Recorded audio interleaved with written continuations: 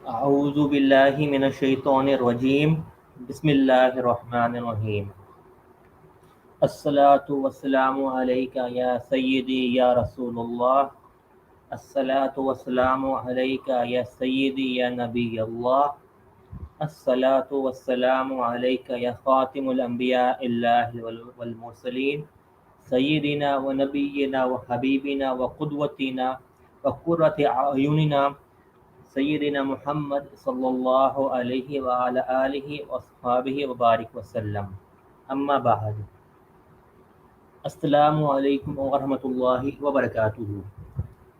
سچی بات ود کاشف چودھری کی کو ہوسٹ بابا جی آپ کی خدمت میں آج حاضر ہیں۔ جو ہمارے کاشف بھائی ہیں وہ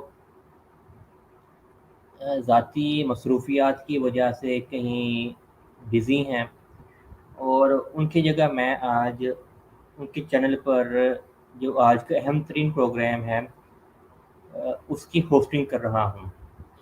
اور آج کا جو پروگرام ہے وہ اپنی نوعیت کے لحاظ سے کافی اہم ہے، اور وہ اس طرح کے جو عبدالقادر ملہم ہیں ان کا آج انٹرویو ہم لے رہے ہیں،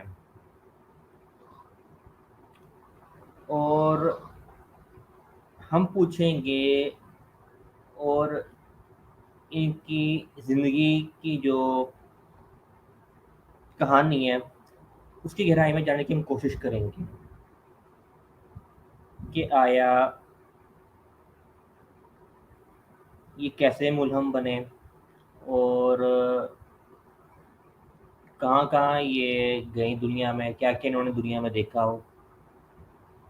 اس طرح کے سوالات انشاءاللہ ان کے ساتھ ہوں گے، اور ملہم صاحب آپ کو لائیو پروگرام میں اس بات کی گارنٹی دیتے ہیں کہ آپ کے ساتھ کوئی بدتمیزی نہیں ہوگی۔ تو آج کا جو پروگرام ہے اس کے اندر جو کو ہوسٹنگ کر رہے ہیں میرے ساتھ وہ ہیں شاہد بھائی اور ابراہیم شاہ بھائی، اور اس پروگرام کے دو سیگمنٹس ہوں گے۔ پہلا سیگمنٹ ہوگا عبدالقادر ملہم کا انٹرویو، جس کے اندر جو الٹرنیٹنگ سوالات پوچھے جائیں گے شاہد بھائی کی طرف سے اور ابراہیم جمال شاہ بھائی کی طرف سے، اور پھر جو آخر میں تیسرا جو سوال پوچھنے والا ہوگا وہ انشاءاللہ میں خود ہوں گا، اور پھر اس کے بعد ہم بڑھیں گے جو ہمارے گیسٹس ہوں گے کمنٹ سیکشن میں، جو اسٹریم دیکھنے والے ہوں گے ان کے لیے اسٹریم یارڈ کا لنک شیئر کر دیا جائے گا، تو وہ اسٹریم میں آ کے پھر سوال پوچھ سکتے ہیں۔ اگر اسٹریم میں انہوں نے سوال آ کے نہیں پوچھنا تو وہ کمنٹ سیکشن میں اپنا سوال کر دیں، پھر ان کا سوال ڈسپلے کر کے اس کا جواب عبدالقادر ملہم سے لے لیا جائے گا۔ تو وداؤٹ اینی فردر ڈیلے ہم بڑھتے ہیں انٹرویو کی طرف۔ تو بسم اللہ الرحمن الرحیم، شاہد بھائی آپ اپنا مائک کھول لیں اور اپنا مختصر سا تعارف دیں، اور پھر آپ پہلا سوال پوچھیں عبدالقادر ملہم سے۔ اعوذ باللہ من الشیطان الرجیم بسم اللہ الرحمن الرحیم لبیک لبیک لبیک یا رسول اللہ۔ سب سے پہلے تو سب بھائیوں کو السلام علیکم ورحمۃ اللہ۔ جی قادر صاحب، آپ سے میرا پہلا سوال یہ ہے کہ آپ اپنا تعارف تھوڑا سا کروائیں کہ آپ پیدا کہاں ہوئے ہیں اور آپ کی عمر کتنی ہے؟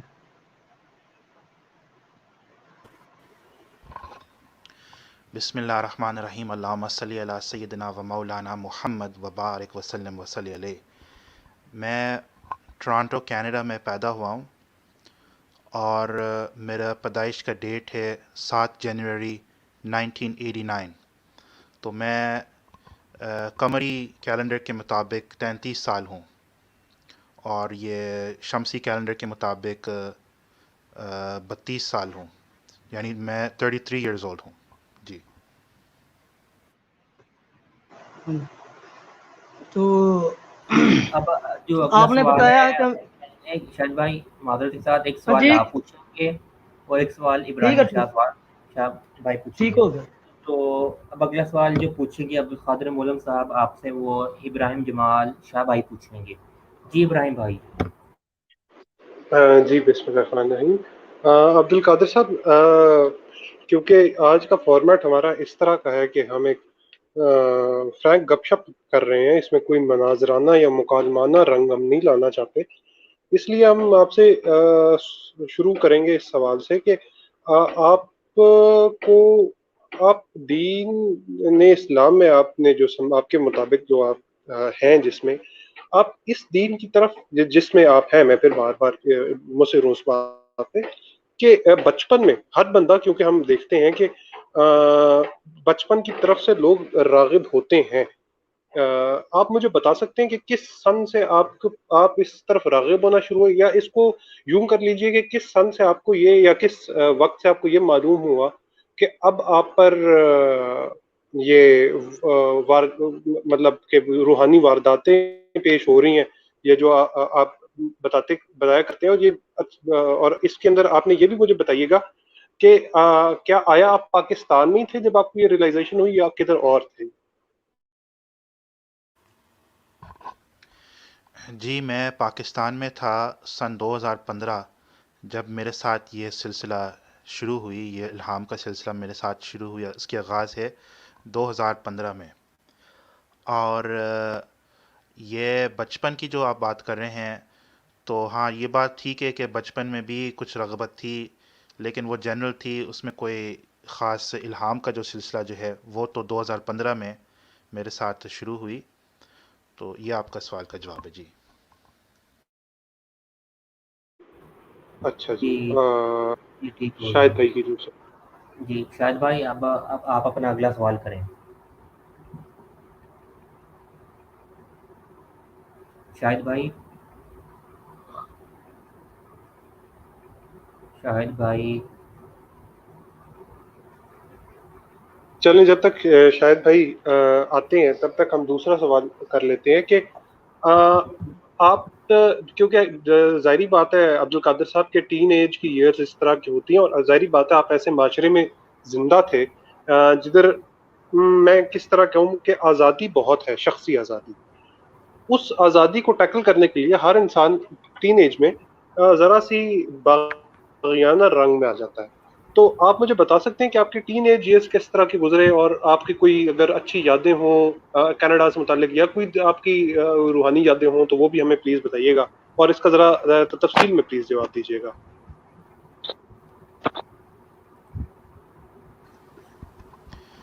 دیکھیں، بات یہ آپ کی بات بالکل صحیح ہے. یہاں کینیڈا میں ادھر میرے پرورش ہوئی، ادھر میں بڑا ہوا.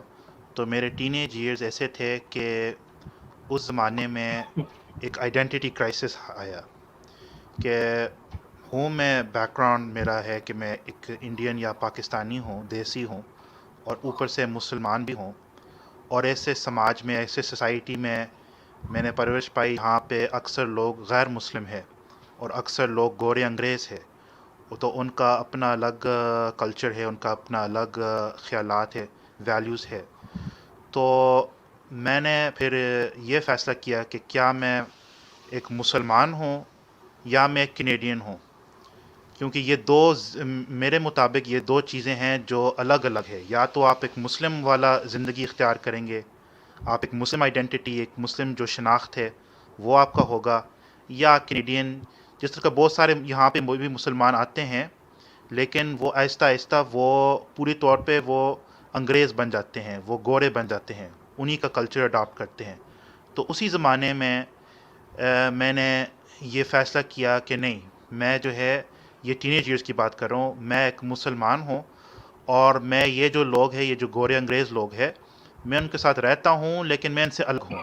میں ان سے زیادہ قریب نہیں جانا چاہتا ہوں، اور میں ان سے الگ رہنا چاہتا ہوں، اور میں اپنا الگ جو شناخت ہے اس کا تحفظ کرنا چاہتا ہوں. تو یہ آپ کا سوال کا جواب ہے. جی جی آپ کا بہت بہت شکریہ عبدالقادر مولم. اب شاہد بھائی اب آپ اپنا اگلا سوال کریں. مجھے میرا سوال یہ تھا کہ قادر صاحب یہ جو نام ہے آپ کا یہ کس نے رکھا تھا؟ یہ کسی کی نسبت سے ہے کہ یا ایسے ہی رکھ دیا تھا؟ اور ساتھ تھوڑا سا اوپر آپ نے نا تھوڑا بتایا نہیں کہ آپ نے تعلیم کتنی حاصل کی ہے اور کہاں تک حاصل کی ہے، دینی یا دنیاوی؟ میرا نام یہ جو عبد القادر نام ہے یا یہ جو میں نے نام ادھر لکھا ہے ملہم؟ دونوں بتا نہیں، دیں عبد القادر دونوں عبد بتا دیں۔ القادر نہیں، ایک عبد ال منٹ جو آپ پہلا والا حصہ ابھی بتا دیں عبد القادر، جو آپ کا جو پہلا نام ہے اپنے والد کے نام کے ساتھ جوڑ کر، اور کہ کس نے رکھا اور کیوں رکھا، یعنی کہ یہ پوچھنا تھا شاہد بھائی۔ اور جو آپ کا جو ٹائٹل ہے نا ملہم کا، اس کے متعلق پھر الگ سے ہم سوال کریں گے بعد میں، ٹھیک ہے؟ اچھا، میرا پورا نام ہے محمد عبد القادر۔ یہ نام میرے والد صاحب نے رکھا ہے جب میں پیدا ہوا، اور یہ جو نام ہے انہوں نے اس لیے رکھا کیونکہ یہی نام میرا پردادا کا نام تھا، محمد عبد القادر۔ تو انہوں نے یہ نام رکھا ہے۔ ایک اور بات میں ذرا ازالہ کروں کہ سپیلنگ اس کا میرے والد صاحب نے کے ایچ کے ساتھ لکھا، کیو کے ساتھ نہیں لکھا، حالانکہ کیو کے ساتھ ہی لکھنا چاہیے، لیکن چونکہ وہ حیدرآبادی ہے تو حیدرآبادی لہجہ میں وہ خادر کہتے ہیں، وہ قادر قاف کو صحیح طرح نہیں پروناؤنس کرتے ہیں۔ تو یہ اس کا وجہ ہے کہ سپیلنگ جو ہے میرا انگلش جو نام ہے رجسٹرڈ وہ کے ایچ کے ساتھ ہے، حالانکہ نام میرا عبد القادر ہے، اور یہ میرا پردادا کا نام تھا۔ اور ان کا نام اس لیے تھا کیونکہ میرا جو فیملی کا نسبت یا جو عقیدت ہے حضرت سیدی شیخ عبد القادر جیلانی رحمۃ اللہ علیہ کے ساتھ۔ جی اچھا، دوسری جو ان کا سوال تھا نا شاہد صاحب کے کہ میں تعلیم کے بارے میں، تو تعلیم میں نے ہائی اسکول تک مکمل کیا۔ ہائی اسکول یہ جو 12واں جو ہماری جماعت ہے، یا یہ جو گریڈ 12 جس کو کہتے ہیں، جس میں آپ کا عمر 17-18 سال ہوتا ہے، وہاں تک میں نے مکمل کیا۔ اس کے بعد کالج میں داخلہ لیا، لیکن کالج کا تعلیم کو میں نے مکمل نہیں کیا۔ اب میں مکمل کر رہا ہوں ایک آن لائن جو کالج ہے اس کے ذریعے سے، لیکن کافی ایک وقفہ کے بعد، یعنی کہ کچھ مطلب کافی عرصے کے بعد میں اپنا کالج کا تعلیم اب مکمل کر رہا ہوں۔ تو میرا دنیاوی جو تعلیم ہے وہ بیسکلی زیادہ نہیں ہے، بہت کم ہے، وہ ہائی اسکول تک ہے۔ دینی تعلیم جو ہے وہ میں نے بیسک حاصل کیا، یعنی بچپن میں قرآن شریف سیکھا ایک قاری صاحب سے، اور جب میں پاکستان میں تھا، جب میں ملتان میں تھا 2015-2016، تو اس دور میں نے مدرسہ میں بھی داخلہ لیا، ایک جماعت اسلامی کا مدرسہ تھا ادھر ملتان میں، تو لیکن اس میں کچھ مہینے کے لیے میں نے پڑھا۔ اس کے بعد مدرسہ والوں نے مجھے کہا، کیونکہ اس دور میں وہ اٹیک ہوا تھا پشاور کے اسکول پہ، وہ اے پی ایس اسکول پہ جو اٹیک ہوا تھا، تو ان دنوں میں یہ گورنمنٹ مدرسوں پر چھاپہ مارے تھے، تو انہوں نے کہا چونکہ آپ غیر ملکی ہے تو آپ کے لیے یہ منع ہے کہ مدرسہ میں مزید پڑھیں، تو اس لیے آپ جو ہے وہ ہمارے مدرسہ سے نکلیں۔ تو اس لیے میرا مطلب ارادہ تھا کہ مدرسہ کا پورا کورس کرے تاکہ پورا کا پورا جو ہے وہ دینی تعلیم حاصل کروں، لیکن وہ بدقسمتی سے وہ صرف چند مہینے میں نے مدرسہ میں پڑھا ہے۔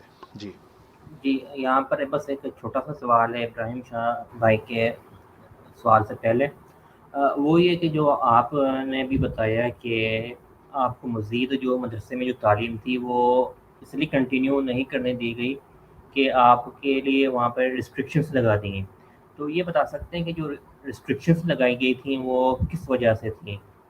سیکیورٹی ریزن تھا یا ویسے ہی کچھ اور؟ اسی تھا کہ میں غیر ملکی ہوں نا، میرے پاس پاکستانی شہریت نہیں ہے، تو یہ ادھر قانون ہے یہ جو پشاور اٹیک کے بعد کہ جو غیر ملکی طلباء ہے وہ کنٹینیو نہیں کر سکتے مدرسے میں۔ تو اس لیے مدرسہ نے گورنمنٹ کے خوف کی وجہ سے، مدرسہ کے جو ہیڈ ماسٹر تھا انہوں نے مجھے کہا ایک دن کہ آپ چلے جائیں یہاں سے، کیونکہ یہ جو گورنمنٹ والے یہ چھاپے مارے مدرسے پر، اور ہمارے مدرسہ پر بھی یہ آئیں گے تو ہم سے ہر چیز کا سوال پوچھیں گے کہ یہ جو طلباء ہے یہ کہاں سے آئے ہیں اور یہ ادھر کیوں پڑھ رہے ہیں۔ تو اس لیے مجھے کہا کہ آپ نکلیں کیونکہ آپ پاکستانی ہیں، آپ غیر ملکی ہو. تو یہ وجہ ہے. جی اچھا اب جی ٹھیک ہے. اب ابراہیم بھائی اب آپ اپنا سوال پوچھ لیں. جی عبد القادر صاحب، میرے اگلے سوال کے دو حصے ہوں گے. تھوڑا طویل سوال ہوگا، اس لیے میں یہ چاہ رہا ہوں کہ آپ جواب بھی تفصیلی دیں. کہ اس کا پہلا حصہ یوں کر لیں کہ آپ کے آباؤ جد کب اپنے آپ کو آئیڈینٹیفائی کرنا شروع ہو گئے جماعت کے ساتھ، یا کب یا کیسے جماعت کی طرف راغب ہوئے، اور آپ کا یہ سفر کہ جماعت سے دوری اختیار کرنا، اور پھر آپ کی یہ بھی سوال کا جواب دے دیجیے گا کہ آپ کون سے اسکول آف تھاٹ سے ہیں، اور آپ کی یہ سوچ کہ مرزا صاحب کو نبی کے چھوڑ کے یا رسول چھوڑ کے مجدد وقت یا جو بھی آپ سمجھتے ہیں وہ بھی مجھے بتا دیجیے گا. اور یہ سفر بھی بتا دیجیے گا آپ کا ارتقائی کہ آپ نے جماعت سے کس طرح دوری اختیار کی. اور پہلا حصہ یہ ہوگا کہ آپ کے آباء و جد کب راغب ہوئے اور کس طرح راغب ہوئے اس طرف. میرے ابا اجداد یعنی کہ پہلے سنی حنفی مسلمان تھے. میرا پردادا جس کا میں نے آپ کو بارے میں بتایا کہ محمد عبد القادر صاحب جو ہے، جو میرا پردادا ہے اور جس کے نام پر میرا نام رکھا گیا، وہ سب سے پہلا آدمی تھا جنہوں نے احمدیت قبول کی. تو وہ یہ جو خلیفہ ثانی مرزا بشیر الدین محمود احمد کے زمانے میں انہوں نے احمدیت کو قبول کیا. اسی طرح میرے جو ننیال ہے ان کے طرف سے بھی جو میرا پر نانا ہے جن کا نام ہے شیخ محمد علی، انہوں نے بھی احمدیت قبول کیا اسی زمانے میں. تو اور وہ پیدا ہوا قادیان سے قریب ایک گاؤں ہے جس کا نام ہے مسانیہ، وہی بٹالہ تحصیل کے اندر ہے، ضلع گرداسپور کے اندر ہے. تو چونکہ وہ بہت قریب تھے قادیان سے، تو احمدیت کا جو چرچا وہ اس ضلع میں اس تحصیل میں بہت زیادہ تھا. پہلے وہ حنفی سنی تھا، لیکن وہ جو میرا پرنانا ہے شیخ محمد علی، وہ ہمیشہ مذہب کے بارے میں دلچسپی رکھتے تھے. پیدا ہوئے حنفی سنی گرانے میں، لیکن ایک عرصے کے لیے وہ شیعہ بنا تھا. اس کے بعد وہ دوبارہ سنی ہو گیا، انہوں نے شیعت کو چھوڑ دیا، انہوں نے کہا کہ یہ میرے لیے ٹھیک نہیں ہے. دوبارہ سنی ہو گیا، پھر جو ہے وہ احمدی بن گیا کیونکہ اس کا مذہب کے بارے میں بڑا رجحان اور بڑا دلچسپی تھا. تو وہ اس زمانے میں بہت سارے لوگ اپنے مذہب کو تبدیل کر رہے تھے، بہت نیا موومنٹس آ رہے تھے. تو یہ ان کا ہسٹری ہے. اور میرے بارے میں جب آپ پوچھتے ہیں تو دیکھیں، میں 4th جنریشن احمدی تھا دونوں طرف سے، اپنے پٹرنل سائڈ سے اور اپنے مٹرنل سائڈ سے، اپنے دادے اور نانے دونوں طرف سے میں 4th جنریشن احمدی پیدائشی احمدی ہوں. لیکن میں اپنے ٹین ایج ایئرز میں جماعت سے اس لیے دور ہوا کہ یہ ایک تھوڑا سا ایک تفصیلی قصہ ہے، میں ذرا آپ کو پھر بتا دیتا ہوں. کہ جی جی تفصیل میں بتائیے گا. ایسا ہوا کہ میں ہمیشہ جب میں احمدی بھی تھا، میں جماعت کے مجالس اور ان کے جو پروگرامز میں جایا کرتا اپنے والد صاحب کے ساتھ. لیکن ایک دن جو ہے یہ جو ایجنسی کے لوگ ہیں ادھر کینیڈا کے، انہوں نے مجھے دیکھا کہ میں شلوار قمیض میں ملبوس، ٹوپی وغیرہ، ان دنوں میں میرے جو داڑھی وہ تازہ تازہ نکل رہے بھی تھے، داڑھی مونچھ وغیرہ. تو انہوں نے مجھے کہا کہ ہم آپ کے ساتھ بات کرنا چاہتے ہیں. تو انہوں نے کہا کہ دیکھو یہاں کینیڈا میں یہ ارلی 2000s کی بات ہے یا مڈ 2000s کی بات ہے، دہشت گردی کا مسئلہ ہے، پوری دنیا میں دہشت گردی کا مسئلہ ہے، یعنی اسلامک ایکسٹریمزم کی بات ہے. تو آپ ہمارے لیے کچھ کام کرے، کچھ ہمیں انفارمیشن دے اسلام کے بارے میں، مسلمان کے بارے میں. تو لیکن اس کے لیے آپ کو مسلمان کی عام مساجد میں جانا چاہیے، کیونکہ احمدی کمیونٹی کو ہم جانتے ہیں، احمدی کمیونٹی تو بالکل پیسفل ہے، ان میں کوئی دہشت گردی کا امکان تک نہیں ہے، سوال ہی نہیں پیدا ہوتا ہے کہ کوئی احمدی کوئی دہشت گردی کرے، کیونکہ وہ بڑا منظم طریقے سے ایک جماعت ہے اور بڑا جو ہے وہ اچھے لوگ ہیں. لیکن جو باقی جو مسلمان ہیں، جو جنرل مسلمان ہیں، ان کے مساجد میں جایا کرے، ان سے آپ قریب ہو اور ان کے بارے میں ہمیں بتائیں. تو میں نے کہا کہ یہ میرا سیوک ڈیوٹی ہے کہ میں اپنے ملک کے لیے اس کی سیکیورٹی کی خاطر یہ کام کرے. تو ان کے مسجد میں جانا شروع کیا. تو اس وجہ سے پھر میرا جماعت کے ساتھ میرا تعلق جو ہے وہ ختم ہو گیا. اور دل سے میں پھر بھی مانتا تھا کہ حضرت صاحب کی قدر وغیرہ میں کرتا تھا، لیکن میں پھر اپنے آپ کو ایک حنفی سنی آئیڈینٹیفائی کرنا شروع کیا کہ میں بھی ایک سنی مسلمان ہوں، میں بھی ایک حنفی سنی مسلمان ہوں. اور میں جو ہے جماعت سے اب میرا تعلق نہیں ہے. گو کہ میں حضرت صاحب کا قدر عزت کرتا ہوں، ان کو گالی اور وغیرہ سب و شتم ان پر نہیں کرتا ہوں، لیکن بیسکلی آج تک بھی میرا یہی موقف ہے کہ میں ایک جنرل، ایک عام سا مسلمان ہوں. میرا کسی جماعت سے کوئی تعلق نہیں ہے، نہ میں کوئی احمدی جماعت سے میرا تعلق ہے. تو یہ آپ کے سوال کے جواب ہے. جی جی بہت بہت شکریہ. اب اگلے جو سوال ہوگا آپ سے، اگلا سوال ہوگا آپ سے، وہ شاہد بھائی کریں گے. جی شاہد بھائی.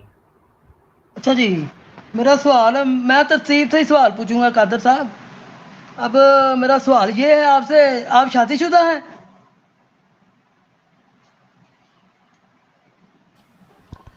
نہیں، میں شادی شدہ نہیں ہوں، نہ میں نے زندگی میں کبھی شادی کیا ہے.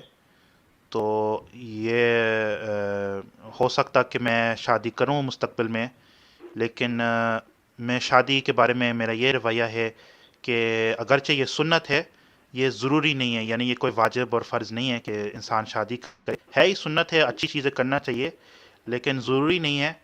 اور شادی نہ کرنے کا وجہ یہ ہے کہ میں ایک مذہبی آدمی ہوں، اور آج کل کے جو لڑکیاں ہیں، خواتین ہیں، وہ مولویز اور اس طرح کے لوگوں سے وہ ڈرتے ہیں، وہ نہیں شادی کرنا چاہتے ہیں. اگر کسی کا داڑھی ہے، کسی کا نے ٹوپی پہنا ہے، وہ ان سے بھاگتے ہیں. دوسری بات یہ ہے کہ میں غربت کا شکار ہوں، تو غریب ہوں، اور اس لیے میں شادی کرنے اور فیملی جو ہے وہ اس کو میں افورڈ نہیں کر سکتا ہوں ذاتی طور پہ. تو یہ وجہ ہے کہ میں نے شادی نہیں کیا. جی اچھا، آپ نے پچھلے سوال کے جواب میں عبدالقادر صاحب ایک ذرا سا قصہ چھیڑا تھا کہ اچھا پہلے میں آپ کو یہ ابہام آپ کا کلیئر کرتا جاؤں کہ تمام امت مسلمہ، شیعہ سنی تفریق کے علاوہ، میں تمام امت مسلمہ کی بات کروں کہ ایکسٹریمزم کے خلاف آپ کو ہی پتہ ہے کہ ہمارا سٹانس پڑا موجود ہے، اور خوارج کا فتویٰ بھی ہمارے پاس موجود ہے. لیکن اسے بالائے طاق اس کو رکھتے ہوئے آپ نے ذکر کیا کہ آپ مسجد میں آپ کو کہا گیا. آپ اس بارے میں تھوڑا سا بتا سکتے ہیں کہ کس نے آپ کو کہا اور کیا آپ کو بتانے کے لیے کہا کہ آپ کیا بتائیں؟ کیونکہ ہم بھی مساجد میں، کیونکہ ہم پاکستان میں رہتے ہیں، ہم بھی مساجد میں جاتے ہیں، لیکن ہمیں کوئی ایسی آپ کو بتائیے گا آپ کو کیا چیز منفرد نظر آئی، یا کیا چیز آپ کو میں ایکسٹرا آرڈینری، آؤٹ اسٹینڈنگ نظر آئی، جو آپ یہ سمجھے کہ یہ کینیڈین اتھارٹیز کو رپورٹ کرنا لازمی ہے. تو اس کے بارے میں بتائیے گا، اور یہ بھی بتائیے گا کہ جنرلی آپ کے پاس کیا ڈیوٹیز تھی اس بارے میں. دیکھیے، پہلی بات آپ کی بات صحیح ہے کہ اکثر مسلمان، یعنی 90% بالکل وہ امن پرست ہے اور بالکل پیسفل ہے، کوئی ایکسٹریمسٹ نہیں ہے، کوئی دہشت گردی میں ملوث نہیں ہے. لیکن ایک مائنورٹی طبقہ ہے جس کو آپ نے خارجی کے نام سے یاد کیا، کہ یہ خارجی والا فکر جو ہے وہ موجود ہے.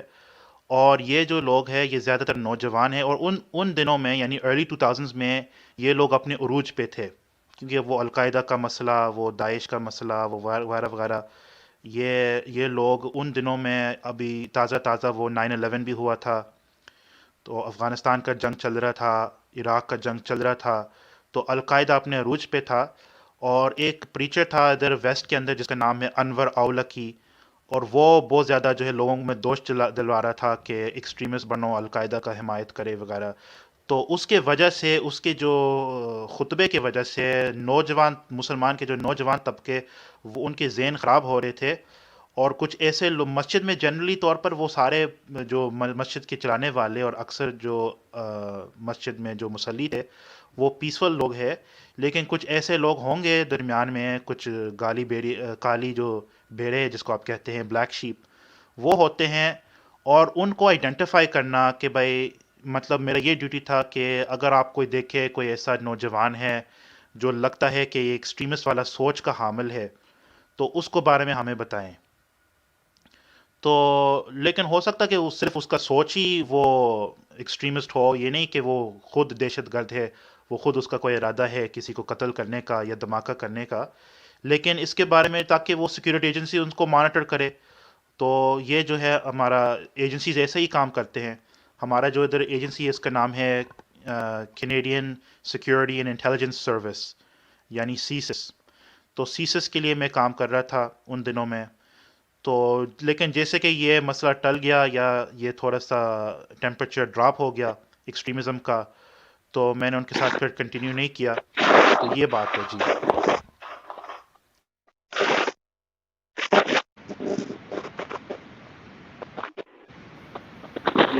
شاہد بھائی آپ اپنا اگلا سوال پوچھیں. مودود صاحب سے میں ریکویسٹ کروں گا کہ اپنا مائک فی الحال کے لیے میوٹ رکھیں. مائک میوٹ کر دیا ان کا. تو شاہد بھائی آپ اپنا سوال پوچھیں. جی جی، میں وہ آواز کی وجہ سے ڈسٹرب ہو رہا تھا، پتہ نہیں چلا. جی چلیں. عبد القادر آپ یہ بتائیے کہ آپ نے قرآن پاک کہاں سے پڑھنا سیکھا تھا؟ ملتان سے؟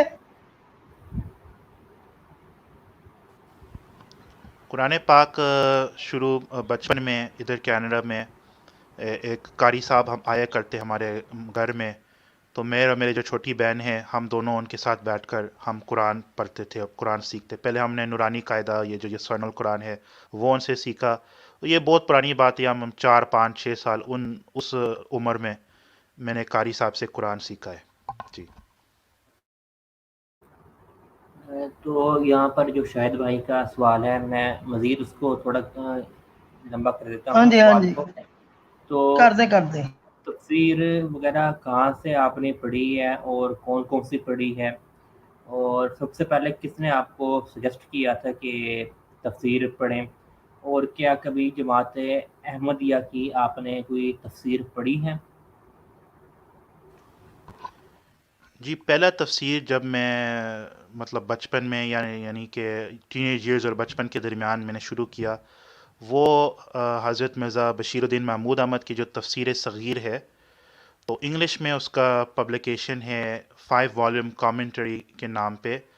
تو وہ میں نے انگلش میں پڑھنا شروع کیا، تو وہ میرا بنیاد تھا تفسیر میں. پھر جو سب سے پہلے جو غیر احمدی تفسیر میں نے پڑھا وہ تفسیر ابن کثیر ہے، وہ بھی انگلش کے اندر میں نے پڑھا. پھر میں نے تفسیر جلالین پڑھنا شروع کیا، یہ بھی میرے 20s کے اندر کی بات ہے. اور ابھی میرے پاس تفسیر جلالین ہے جو عربی میں ہے، وہ بھی میں اکثر پڑھتا ہوں. تو میرا جو پسندیدہ تفسیر ہے وہ تفسیر طبری ہے، اور یہ تفسیر جلالین یہ بھی مجھے کافی میں شوق سے پڑھتا ہوں. تو یہ تفسیر ہے. باقی میرے پاس بہت سارے تفاسیر ہے مطالعہ کرنے کے لیے، لیکن باقاعدگی کے ساتھ جو پڑھنے والی جو تفسیر ہے وہ تفسیر صغیر ہے، تفسیر کبیر ہے مرزا بشیر الدین محمود احمد صاحب کے، اور تفسیر جلالین ہے. جی اچھا، تو عبد القادر صاحب آپ نے میرے ایک سوال کا شاید آپ کو وہ ابراہیم بھائی معذرت کے ساتھ جب تک میں نہ کہوں تو کوئی اپنا مائک نہ کھولیں، تو معذرت چاہتا ہوں، کیونکہ پھر وہ جو سیکوینس ہے نا اسٹریم کا جو ردم ہے وہ پھر بریک ہو جاتا ہے. تو اس لیے معذرت چاہتا ہوں پھر سے آپ سے. چلیں اب آپ اپنا اگلا سوال پوچھ لیں. جی معذرت بابا جی. اچھا عبد القادر صاحب، شاید آپ صرف نظر کر گئے یا آپ سہو ہو گیا آپ کو. میں نے آپ سے پوچھا تھا کہ آپ مرزا صاحب کو مجدد کی کیٹیگری میں، جہاں تک ہمارا علم ہے کافی جگہ آپ نے یہ چیز کوٹ کی ہے کہ آپ ان کو مجدد مانتے ہیں، لیکن ایک ذرا سی الجھن کی کیفیت پیدا ہو جاتی ہے، کیونکہ مرزا صاحب ایک جگہ کہتے ہیں کہ ان پر جو الہام یا وحی یا جو بھی اترتا ہے اس کے اندر امر بھی ہے نہیں بھی ہے. اب امر اور نہیں اور میرے صاحب متعدد جگہ پہ اور ایک غلطی کے ساتھ بہت سارے حوالہ جات ہیں جدھر کہتے رہے کہ میں نبی ہوں یا رسول ہوں. مجھے یہ بتائیے گا کہ آپ مجدد کب سے سمجھنا شروع ہوئے، اور آپ کیا امام مہدی بھی ان کو سمجھتے ہیں یا حضرت عیسیٰ کی بھی سیکنڈ کمنگ میں ان کو سمجھتے ہیں؟ آپ کا کانسیپٹ کیا ہے مرزا غلام قادیانی کے بارے میں؟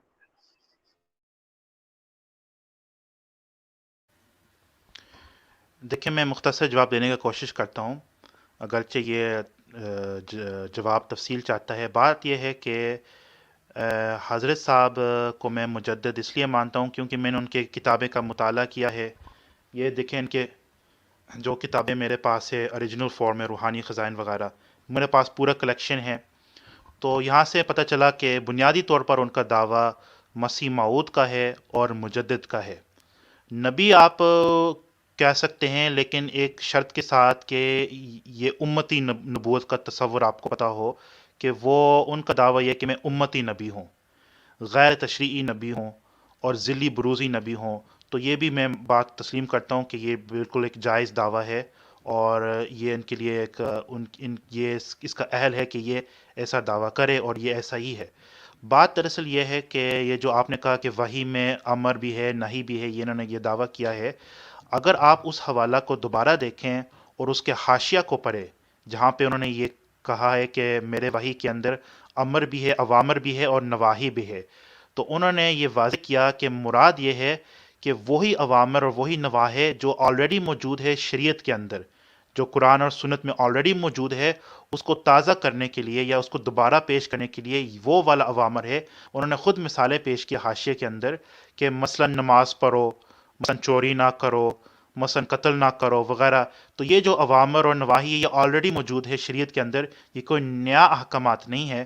اگر نیا احکامات کی بات ہو، جو نیا عبادت کا طریقہ اگر انہوں نے ایجاد کیا، یہ کوئی نیا قوانین ایجاد کیا شریعت کے اندر، تو پھر میں آپ کے ساتھ ہوتا ہوں کہ یہ تو کذاب ہے، یہ تو دجال ہے، کیونکہ شریعت ہمارا دین ہمارا مکمل ہے، لیکن ایسا نہیں ہے اگر آپ حاشیہ کو دوبارہ پڑھیں۔ جی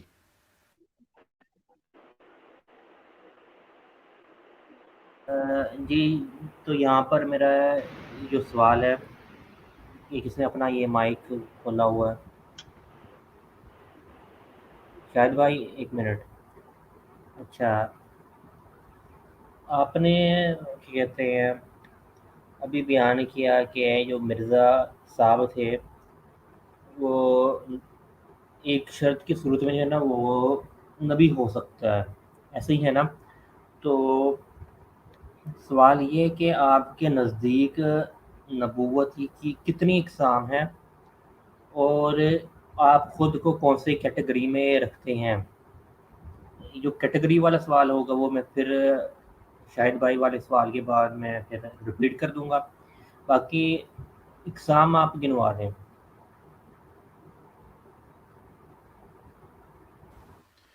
دیکھیں، جہاں تک میں خود اپنی ذات کی بات ہے تو میں کسی کیٹیگری میں نہیں ہوں۔ میں تو گناہ گار آدمی ہوں، میں تو ایک برا آدمی ہوں، گناہ گار آدمی ہوں، معصیت کا شکار ہوں۔ تو میں کسی کیٹیگری میں نہیں ہے، نہ میں نے کسی ایسا دعویٰ کیا کہ میں کوئی ولی اللہ ہوں یا کوئی معاذ اللہ کوئی نبی ہوں، میں تو کچھ نہیں ہوں۔ لیکن نبوت کے جو اقسام ہیں وہ میں نے بہت سارے جو ہے وہ مطلب سمجھا ہے۔ تو بنیادی طور پر دو ہے، ایک حقیقی نبوت ہے جو، اور وہ جو ہے وہ حضور علیہ الصلاۃ والسلام نبی محمد صلی اللہ علیہ وسلم پر اختتام، ان کا سلسلہ اختتام ہوئی، اور ایک امتی نبوت ہے، یا اس کو آپ بہت سارے نام ہیں اس کے ساتھ، بہت سارے اقسام کے ساتھ آپ اس کو پیش کر سکتے ہیں۔ یعنی قصبی نبوت ہے، یہ غیر تشریعی ہے، یہ ذلی ہے، یہ بروزی ہے، یہ مجازی ہے، یہ امتی ہے، اور یہ عرضی ہے۔ تو یہ جو ہے یہ ان کے مختلف نام ہیں یا مختلف اصطلاحات ہے اس نبوت کو ڈسکرائب کرنے کے لیے۔ تو میں اس چیز کا قائل ہوں کہ یہ والی جو نبوت ہے، جو عرضی ہے، جو قصبی ہے، جو امتی ہے، جو فناف رسول کے نتیجے میں ملتی ہے، جو اپنا غیر تشریعی ہے، اور یہ جو جتنے میں نے اپنے اصطلاحات ذکر کیا ہے، یہ والی جو خاص نبوت ہے یہ جاری ہے۔ اور اس کو آپ تحدیث، یعنی شرعی اصطلاح میں اس کو آپ تحدیث بھی کہہ سکتے ہیں، یعنی محدثیت، یہ بھی اس کا ایک اصطلاح ہے۔ یہ آپ کا سوال کا جواب ہے۔ جی جی ٹھیک ہے، تو اب ہم کاشی کہتے ہیں حضرت چاہتا ہوں شاہد بھائی کی طرف بڑھتے ہیں۔ شاہد بھائی آپ اپنا سوال پوچھ لیں ان سے۔ اچھا جی، قادر صاحب یہ ذرا بتائیے گا کہ آپ کو کب پتا چلا کہ آپ ملحم ہیں، ایک، اور دوسرا اس کے ساتھ ہی اس کے سوال ہے کہ ایک تو آپ نے بتانا ہے کہ آپ کو کب پتا چلا تھا ملحم کا، دوسرا آپ کو پہلے رویا کب ہوا تھا، یہ بھی ذرا بتائیے گا ساتھ ہی۔ جی، یہ سلسلہ میرے ساتھ شروع ہوئی 2015 میں۔ اس وقت مجھے پتہ چلا کہ مجھ پر الہام ہوتا ہے، اور میرے دل میں یہ بات آ گئی کہ میں ایک صاحب الہام ہوں، صاحب کشف ہوں، یعنی ملہم ہوں۔ تو پہلا جو رویا ہے وہ بہت سارے ہیں، لیکن ترتیب کے ساتھ مجھے اس وقت یاد نہیں ہے، مجھے اپنے ڈائری کو دیکھنا ہوگا۔ لیکن ایک رویا جو مجھے صحیح طرح یاد ہے اور وہ بہت پرانا ہے، یعنی اسی دور کی بات ہے جب مجھے پتہ چلا کہ یہ سلسلہ میرے ساتھ شروع ہو رہی ہے. تو ایک یہ رویا ہے کہ میں ایک سڑک پر ایک راستے پہ جا رہا ہوں، پیدل سے جا رہا ہوں. اچانک جو ہے میں یہ کسی کا نا مائک کا آواز آ رہی ہے، اس کو کہے کہ یہ میوٹ کرے اپنے آپ کو. اچھا، میں اچانک جو ہے وہ چڑھ جاتا ہوں آسمان میں بادلوں کی طرف، پھر اسے اوپر جاتا ہوں، ستاروں کے اوپر جاتا ہوں. تو یہ میرا ایک اسینشن ہے، اور میں آسمان تک پہنچتا ہوں. وہاں پہ میں نبیوں کو دیکھتا ہوں، اور خاص ایک خاص نبی کو میں دیکھتا ہوں جو بہت خوبصورت ہے. میں نے اس کو کئی دفعہ بیان کیا، یہ جو خواب میں نے دیکھا، یہ جو رویا میں نے دیکھا. تو میں نے ایک نبی کو دیکھا، اور دل میں بات آ گئی کہ یہ جو نبی ہے یہ کوئی اسرائیلی پیغمبر ہے. یعنی یہ معلوم نہیں ہے کہ ایگزیکٹلی کون پیغمبر ہے، لیکن یہ ہے کہ وہ ایک اسرائیلی پیغمبر کو میں نے دیکھا. وہ سفید لباس میں ملبوس تھے، ان کے رنگت جو ہے وہ ایسے تھے، ان کے بال ایسے تھے، ان کے نقوش وغیرہ چہرہ کے جن بڑے خوبصورت نقوش، خوبصورت ناک، خوبصورت ہونٹ، خوبصورت آنکھیں. تو ان کو دیکھا، ان کی زیارت کی ہے. تو یہ میں سمجھتا ہوں کہ بہت میرے لیے ایک پاورفل، ایک بہت اس میں بہت طاقت ہے. یہ جو خواب ہے، جو رویا میں نے دیکھا، کشف دیکھا میں نے اصل میں. اور اسی طرح میں نے بہت سارے خواب بھی دیکھے ہیں، ان بڑے کثرت کے ساتھ آتے تھے اس دور میں. اور میں یہ تجربہ کرتا ہوں کہ جب میں زیادہ نوافل کرتا ہوں، زیادہ میں عبادات میں مصروف ہوتا ہوں، تو اسی حالت میں، اسی کیفیت میں یہ سلسلہ میرے ساتھ بڑھ جاتا ہے. یعنی بہت زیادہ پھر خوابیں اور بہت زیادہ الہام اور بہت زیادہ کشوف جو ہے مجھ پر ہوتے ہیں. جی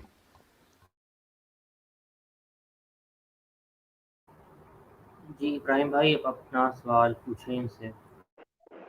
جی جزاک اللہ. اچھا عبد القادر صاحب، میرے اگلے سوال کے بھی دو پھر سے حصے ہوں گے. پارٹ ون اس کا یہ ہے کہ مرزا صاحب ایک جگہ کہتے ہیں کہ آج سے میں نے اللہ کا امر پا کے شاہ جی، کچھ آپ کا امر اور والیوم نواہی. تھوڑا اوپر کرے، آپ کا والیوم تھوڑا اوپر کرے. میری آواز آ رہی ہے جی؟ ہیلو عبد ہاں القادر اب صاحب، آپ ٹھیک ہے، اب تک میری ٹھیک ہے. آواز آ رہی ہے؟ جی اب ٹھیک ہے، اب ٹھیک ہے. جی جی جی آپ کی آواز آ رہی ہے. جی جی میں آپ سے پوچھنا چاہ رہا تھا کہ دو حصے. ایک تو پہلا حصہ یہ ہے کہ مرزا صاحب کہتے ہیں کہ اللہ کا امر پا کے میں نے آج سے جہاد موقوف کیا، اور آج سے قلم کا جہاد ہوگا، وہ تلوار کا جہاد نہیں ہوگا. یہ انہوں نے مداخلت فی الدین کی ہمارے لحاظ سے، اور امر اور نہیں انہوں نے پایا یہ اپنے معبود سے. اس کا جواب دیجیے گا کہ آپ کہہ رہے تھے کہ وہ رسول اللہ کی شریعت میں رہتے ہوئے یہ اپنی امر اور نواہی کی ترویج کر رہے تھے. پہلا حصہ اس کا یہ، اور دوسرا حصہ یہ ہے کہ اگر آپ ان کو ذلی اور بروزی طور پر نبی بھی مانتے ہیں تو نبی تو معصوم عن الخطا ہوتا ہے، اور جھوٹ جیسی رد سے تو وہ پاک ہوتا ہے. تو جی، جھوٹ جیسی رد سے وہ پاک ہوتا ہے. تو اسی کو آگے بڑھاتے ہوئے میرا سوال یہ ہوگا کہ آپ کی اور میری ایک ڈبیٹ ہوئی تھی، بڑی اچھی ہوئی تھی اور اچھے رنگ میں ہوئی تھی. اس کے اندر آپ نے کہا تھا کہ جب مرزا صاحب کہتے ہیں کہ امام حسن اور حسین سے معاذ اللہ افضل ہوں، تو آپ نے کہا تھا نہیں، یہ مرزا صاحب تھوڑی سی زیادتی کر گئے، یا اسی سے یا آپ نہیں مانتے. یہ آپ کا کہنا تھا، تو پلیز اس کو ایکسپلین کر دیجیے گا.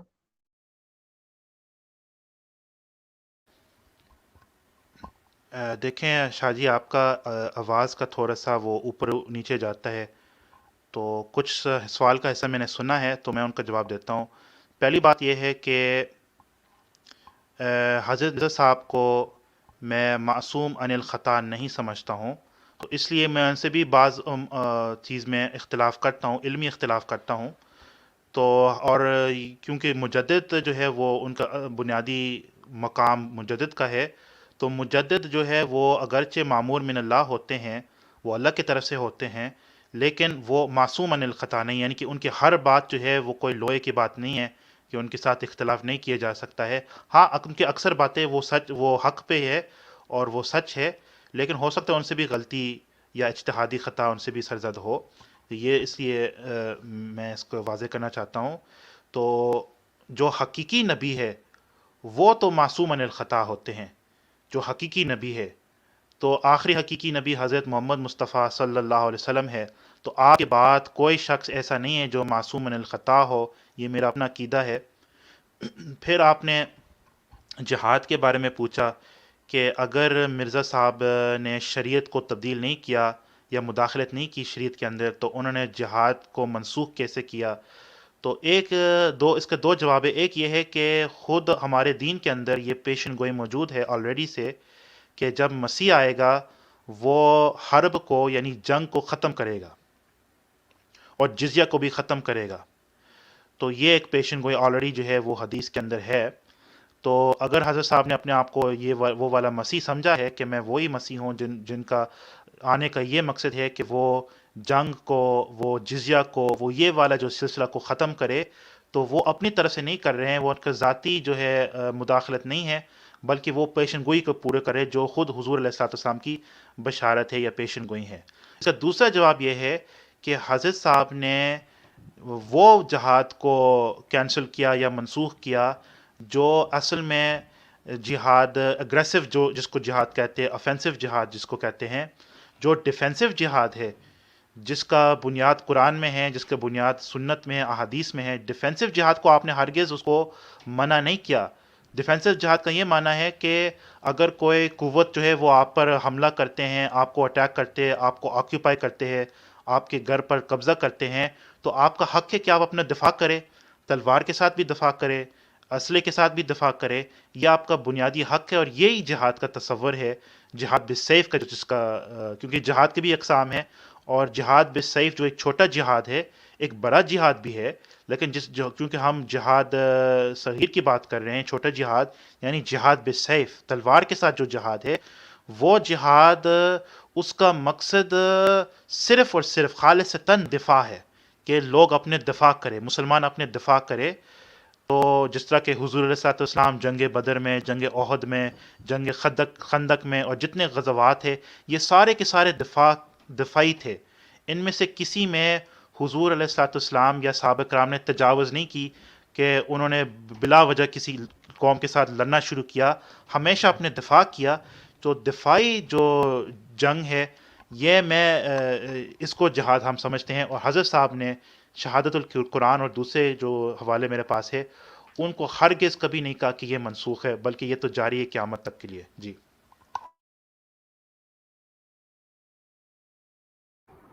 جی، اب اگلا سوال میں پوچھوں گا آپ سے. سوال یہ ہے کہ یہ جو LGBTQ+ ہیں، آپ کو پتہ نہیں ان کا؟ جی عبد القادر، تو اسی سے ریلیٹڈ میرا سوال ہے، تو آپ ہاں یا نہ میں بتا دیں. جی جانتا ہوں. جی جی.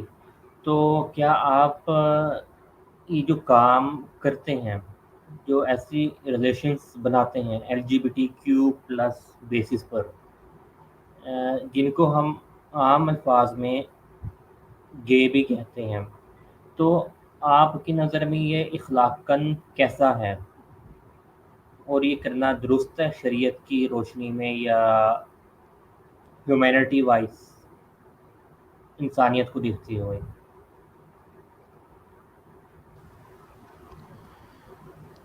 جی آپ کا سوال ہو گیا؟ جی ہو گیا.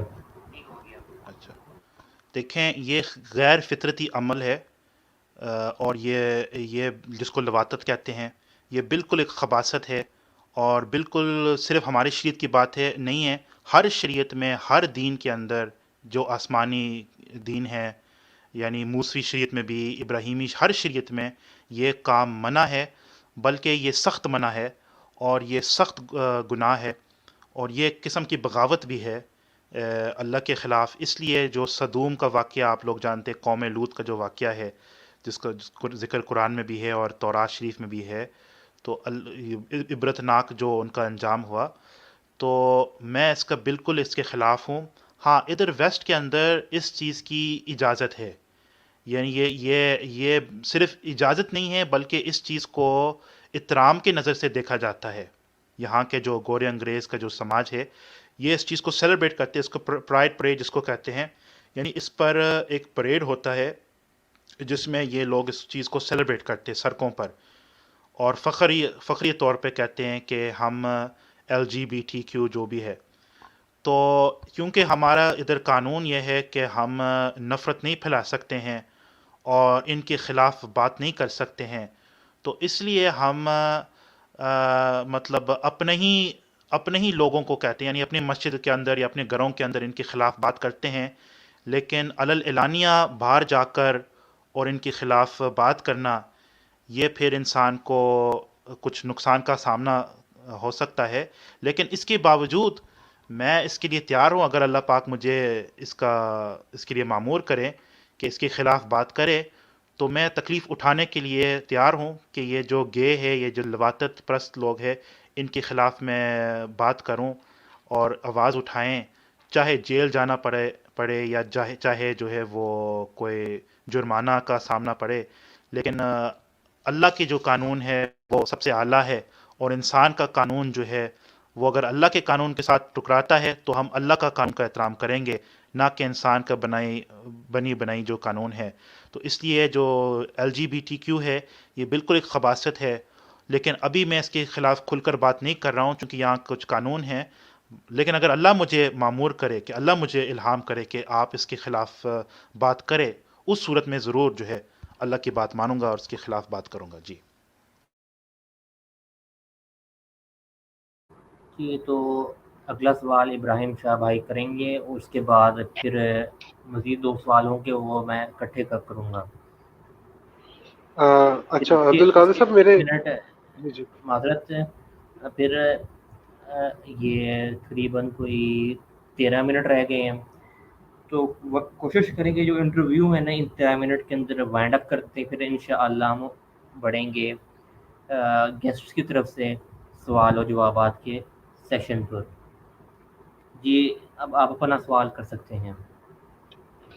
جی جزاک اللہ۔ اچھا ہم نے ایک حوالہ ڈسپلے کیا تھا بابا جی، کہ میں اس کو کوٹ کر دیتا ہوں، آپ کو اگر یاد آ جائے تو آپ پلیز ڈسپلے کر دیجیے گا۔ عبد القادر صاحب، کیونکہ آپ پر مسلم ہے مرزا صاحب کی کتب، تو اس لیے میں بار بار وہاں سے بات کروں، نہ مجھے اور آپ کو دلانے کی چاہ ہے۔ آپ کو میرے بارے میں میری طرز کا پتہ ہے۔ بات یہ ہے کہ مرزا صاحب کہتے ہیں کہ جس نے حضرت موسیٰ علیہ السلام کو مانا اور حضرت عیسیٰ علیہ السلام کو نہ مانا، مفہوم اس کا یوں ہے کہ اور حضرت عیسیٰ علیہ السلام کو مانا اور پھر حضور پاک کو مانا صلی اللہ علیہ وآلہ وسلم، اور پھر مجھے نہ مانا، وہ پکا کافر ہے۔ اب دیکھیں، وہ جدھر حضرت موسیٰ علیہ السلام کی بات آ جائے، جدھر حضور صلی اللہ علیہ وسلم کی بات آ جائے، اور بیچ میں حضرت عیسیٰ کی بات آ جائے، آپ دیکھ سکتے ہیں کہ عصمت انبیاء یہاں پہ کیا کنٹینیو ہو رہی ہے، معصوم در معصوم در معصوم در معصوم، 4 معصومین کا اور عصمت کبریٰ پر جو فائز ہے۔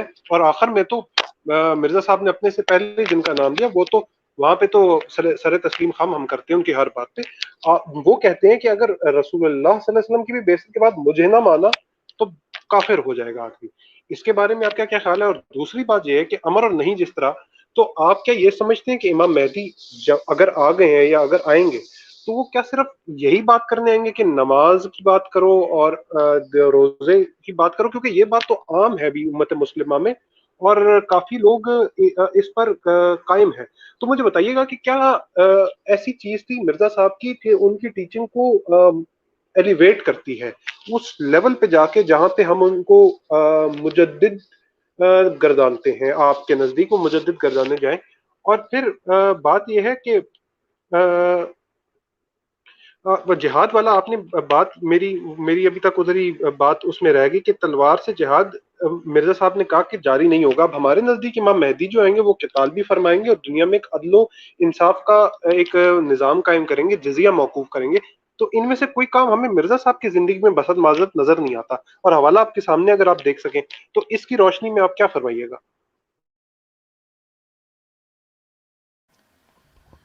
دیکھیے، پہلی بات یہ ہے کہ حوالہ کو دیکھنا پڑے گا، کیونکہ مجھے یقین ہے حضرت صاحب نے کبھی ایسے الفاظ میں بات نہیں کی کہ جو مجھے نہیں مانتا وہ پکا کافر ہے۔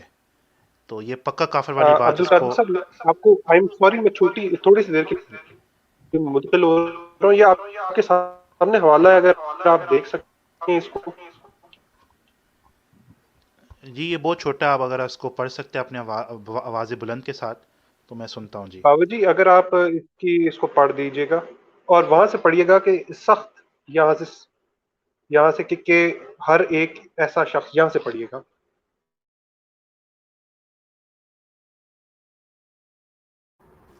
ٹھیک ہے، تو یہ محمد بات کو سن کر کافی مانتا ہے پر مسیح موعود کو نہیں مانتا، وہ نہ صرف کافر بلکہ پکا کافر اور دائرہ اسلام سے خارج ہے۔ اچھا، یہ حوالہ کا آپ بتائیں، یہ کون سا کتاب وغیرہ، صفحہ نمبر وغیرہ بتا دیں۔ کلمۃ الفصل صفحہ 110 جلد 14۔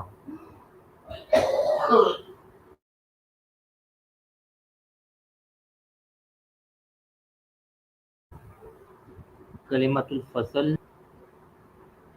Page 110 volume 14۔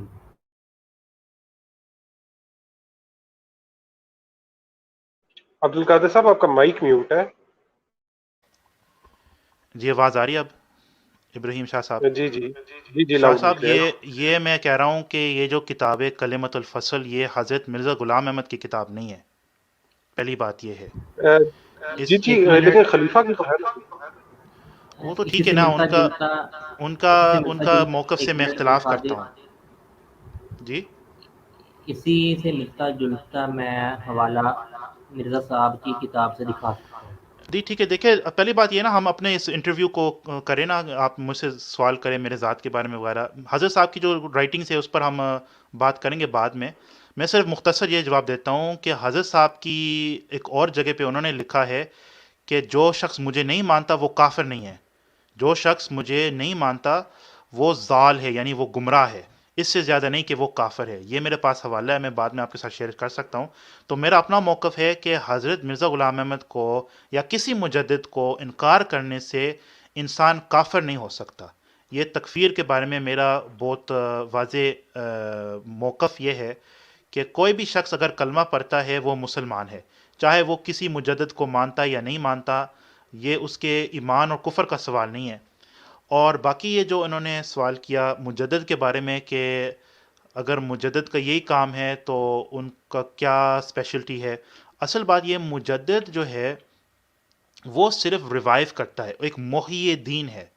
محیی یعنی دین یا سنت میں سے، قرآن میں سے، عبادات میں سے، دین میں سے کوئی چیز اگر لوگ ترک کرتے ہیں تو اس کو ریوائیو کرتا ہے، سنت کو ریوائیو کرتا ہے۔ اگر کوئی چیز ہے جس کو لوگ غفلت کے شکار ہو گئے، تفرید کا شکار ہو گئے، افراد کا شکار ہو گئے، تو مجدد آ کر اپنے قوم کا تصحیح فرماتا ہے۔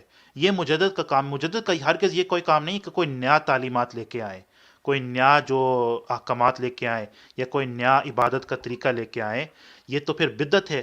اور بدعت جو ہے وہ ہر صورت میں منع ہے ہمارے دین کے اندر، اور حضرت صاحب نے بھی بڑی سختی کے ساتھ وہ بدعات کے خلاف تھے۔ تو یہ بات ہے، مجدد کا کام یہ صرف یہ ہے کہ دین کو ریوائیو کرے، شریعت کو ریوائیو کرے، سنت کو ریوائیو کرے، تعلیمات کو ریوائیو کرے جو شروع سے موجود تھے۔ اور امام مہدی کے جو یہاں تک سوال ہے، تو میرا یہ موقف ہے کہ حضرت صاحب وہ والا امام مہدی نہیں ہے جس میں ہے کہ وہ فاطمی نسل سے آئیں گے، ایک خاص مہدی، کیونکہ ایک خاص مہدی ہے، اور ایک مہدی ایک as a adjective, as a descriptive term جو ہے، وہ تو خلفاء راشدین بھی مہدی ہوتے ہیں، کیونکہ حضور علیہ السلام کا ارشاد گرامی ہے کہ علیکم بسنتی و سنت الخلفاء راشدین المہدیین۔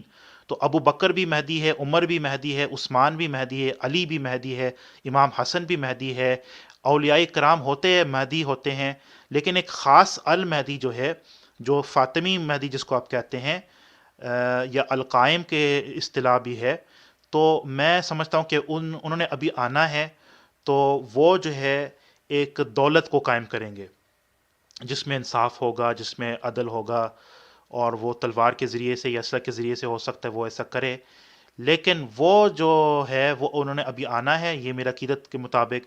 اور حضرت مرزا غلام احمد کو میں ان معنوں میں مہدی مانتا ہوں کہ وہ ہدایت یافتہ تھے، جیسے کہ دوسرے اولیاء اور خلفاء مہدیین میں ہیں۔ جی جی ٹھیک ہو گیا، تو میرے 2 سوال ہوں گے آخر کے اندر۔ اور پہلا میرا سوال یہ ہے کہ یہ جو جماعت چندہ لیتی ہے، اس کے متعلق آپ کا کیا سٹینس ہے؟ کیا یہ ٹھیک کرتے ہیں کہ جو بندہ مشکل سے دن میں ایک وقت کی روٹی کھاتا ہو اور اسے 10% جماعت چندہ مانگے، تو ایسا کرنا کیا جماعت کی طرف سے ٹھیک ہے؟ دیکھیے پہلی بات یہ ہے کہ میں خود جماعت میں شامل نہیں ہوں، تو ان کے جو چندہ کے بارے میں مجھے اتنا تفصیل کا معلومات نہیں ہے کہ ان کے کیا شرائط ہے کیا ہے. صرف اتنا جانتا ہوں کہ وہ جبرن نہیں لیتے ہیں.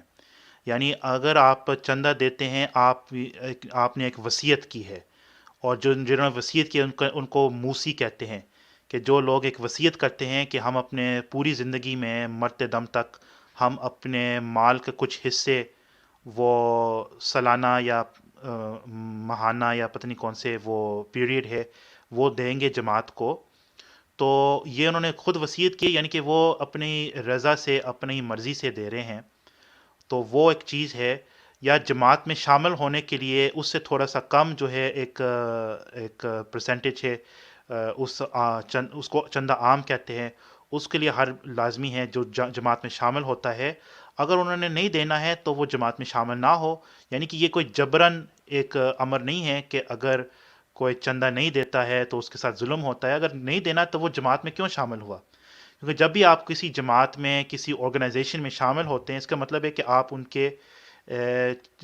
ان کو چندہ دیں گے، ریگولرلی چندہ دیں گے. تو یہ بات میرے لیے اگرچہ میں خود جماعت میں نہیں ہوں، میرے ان کے اس سسٹم پر کوئی اعتراض نہیں ہے، بلکہ یہ اچھی چیز ہے. کیونکہ اسی مالی قربانی کی وجہ سے یہ جو جماعت ہے، جماعت احمدیہ، انہوں نے بہت ترقی کی ہے. ادھر ہم ویسٹ میں رہتے ہیں، ادھر ویسٹ میں سب سے بڑے مسجد وہ احمدیوں کے مسجد ہوتے ہیں. سنی اور شیعہ کے جو مسجدیں ہیں ان کے حالت آپ ذرا دیکھیں تو آپ کو پر غم طاری ہوگی. لیکن جماعت کے جو مساجد ہے، جماعت کے جو پروگرامز ہے، جماعت کے جو تبلیغ کا ایک جوش ہے اور ایک سلسلہ ہے، وہ اس وجہ سے کھڑا ہے، اس وجہ سے وہ کامیاب ہے کیونکہ ان کے جو افراد ہے وہ مالی قربانی دیتے ہیں. تو مالی قربانی کے بجائے کوئی بھی جماعت، کوئی بھی سلسلہ، کوئی بھی تحریک، کوئی بھی مذہبی تحریک کامیابی اور ترقی حاصل نہیں کر سکتی ہے. اس وجہ سے جماعت نے بڑا ترقی حاصل کی ادھر ویسٹ کے اندر. تو یہ بات ہے جی. جی آپ نے ایک حصہ، ایک میرے سوال کے ایک حصے کا جواب تو دے دیا ہے. جو میرا اگلا حصہ تھا کہ جو بندہ جماعت میں ہی رہتا ہے، مجبور ہے، جماعت نہیں چھوڑ سکتا، مگر وہ ایک وقت کی روٹی بھی بڑی مشکل سے کھاتا ہے، تو کیا جماعت کو اس کے ساتھ رعایت کرنی چاہیے کہ وہ چندہ نہ دے؟ اور یہ بھی دیکھنے میں آیا کہ چونکہ جو موسی ہوتا ہے اس کو جو ہے نا، جب وہ مرتا ہے اس کو پھر جو ان کے 2 مقبرے ہیں ان میں سے جو وحشتی مقبرہ ہے اس کے اندر پھر دفناتے ہیں. اور جو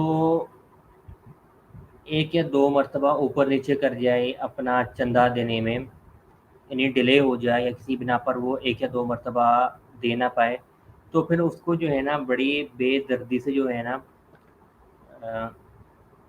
جو ان کا جہنمی مقبرہ ہے اس کے اندر پھر دفنا دیتے ہیں ہم. تو ایسے کرنا ہے کیا ٹھیک ہے یا نہیں آپ کی اپنی نظر میں؟ دیکھیے پہلی بات یہ، جہاں تک مجھے علم ہے، اگر کوئی فیملی یا کوئی شخص جو ہے وہ افورڈ نہیں کر سکتا چندہ کو کسی عارضی حالات کی وجہ سے، اس کا نوکری چلا گیا یا کوئی مسئلہ ہو گیا، تو وہ درخواست کرے جماعت سے کہ میرا یہ حالت ہے، اب میں جو ہے میں چندہ نہیں دے سکتا ہوں، یا اتنا نہیں دے سکتا ہوں جتنا پہلے دے رہا تھا یا جتنا مجھ پر لازمی ہے کہ دینا چاہیے. تو جماعت اس کو رخصتی دیتی ہے، یعنی اس کو ایک عذر دیتی ہے کہ ٹھیک ہے آپ اتنا ہی دے دے یا آپ نہ دے دے جب تک تمہارے. اور یہ بھی سننے میں آیا ہے تریاق القلوب چینل پہ، کیونکہ اسی سوال کیا گیا اسی چینل پہ، تو انہوں نے کہا کہ خود جماعت وہ اپنے غریب افراد کے ممبران کے مدد بھی کرتے ہیں، مالی مدد بھی کرتے ہیں، جو بالکل غریب ہے، جن کے پاس کچھ نہیں ہے، خود جماعت ان کو وظیفہ بھی دیتے ہیں. تو چندہ میں ایک حصہ غربا کو بھی جاتے ہیں، یعنی غریب لوگوں کو بھی جاتے ہیں. تو یہ بڑی اچھی بات ہے، اور میں بالکل اس سسٹم کے حق میں ہوں، یہ اچھا سسٹم ہے. جہاں تک خارج کرنے کی بات ہے کہ جہاں تک بیشتی مقبرہ کا سوال ہے کہ جس نے چندہ دیا ساری زندگی وہی اس میں جو موسی ہے وہ اس میں دفن ہوں گے، باقی لوگ وہ عام قبرستان میں دفن ہوں گے. تو یہ بھی اس پر کوئی اعتراض نہیں ہونا چاہیے، کیونکہ ہمارے ہاں بھی ایک جنت البقیع ہے مدینۃ المنورہ میں، جو ایک بہت اسپیشل مقبرہ ہے، قبرستان ہے، جنت البقیع یا بقیع الغرقہ جس کا نام ہے. تو اس میں تو ہر ایرا غیرہ مسلمان دفن نہیں ہو سکتا، اس میں صرف وہ مسلمان دفن ہوگا جو بہت مطلب ایک اس کے خاص کردار ہے، اس کے ایک خاص یعنی کہ اگر آج بھی کوئی نیک اور صالح مسلمان ہے، ہو سکتا ہے اس کے لیے اجازت ہو کہ وہ جنت البقیع میں دفن ہو. عام مسلمان تو اس میں سوچ بھی نہیں سکتا کہ میرا قبر جو ہے وہ جنت البقیع میں ہو. تو اس پہ کوئی اعتراض نہیں ہونا چاہیے. جی چلیں ٹھیک ہو گیا. تو میرا آخری سوال کی طرف جانے سے پہلے ابراہیم شاہ بھائی نے آپ سے ایک آخری سوال کرنا ہے، تو ان کی طرف بڑھتے ہیں. اور ان سے پہلے ذرا شاہد بھائی سے ایک مرتبہ پوچھ لیتے ہیں کہ شاہد بھائی اگر آپ کا کوئی سوال ہے تو کر لیں، کیونکہ اب انٹرویو کا جو سیشن ہے وہ ختم کرنے والے ہیں. مکمل ہو سر، میرے سوال ختم ہو گئے. جی مجھے کریں اگر آپ؟ اجازت دیں ٹھیک ہے بابو جی. جی، ہاں ٹھیک ہے. اب ٹھیک ٹھیک. شاہد بھائی آپ اسٹریم چھوڑ کے یوٹیوب پر چلے جائیں.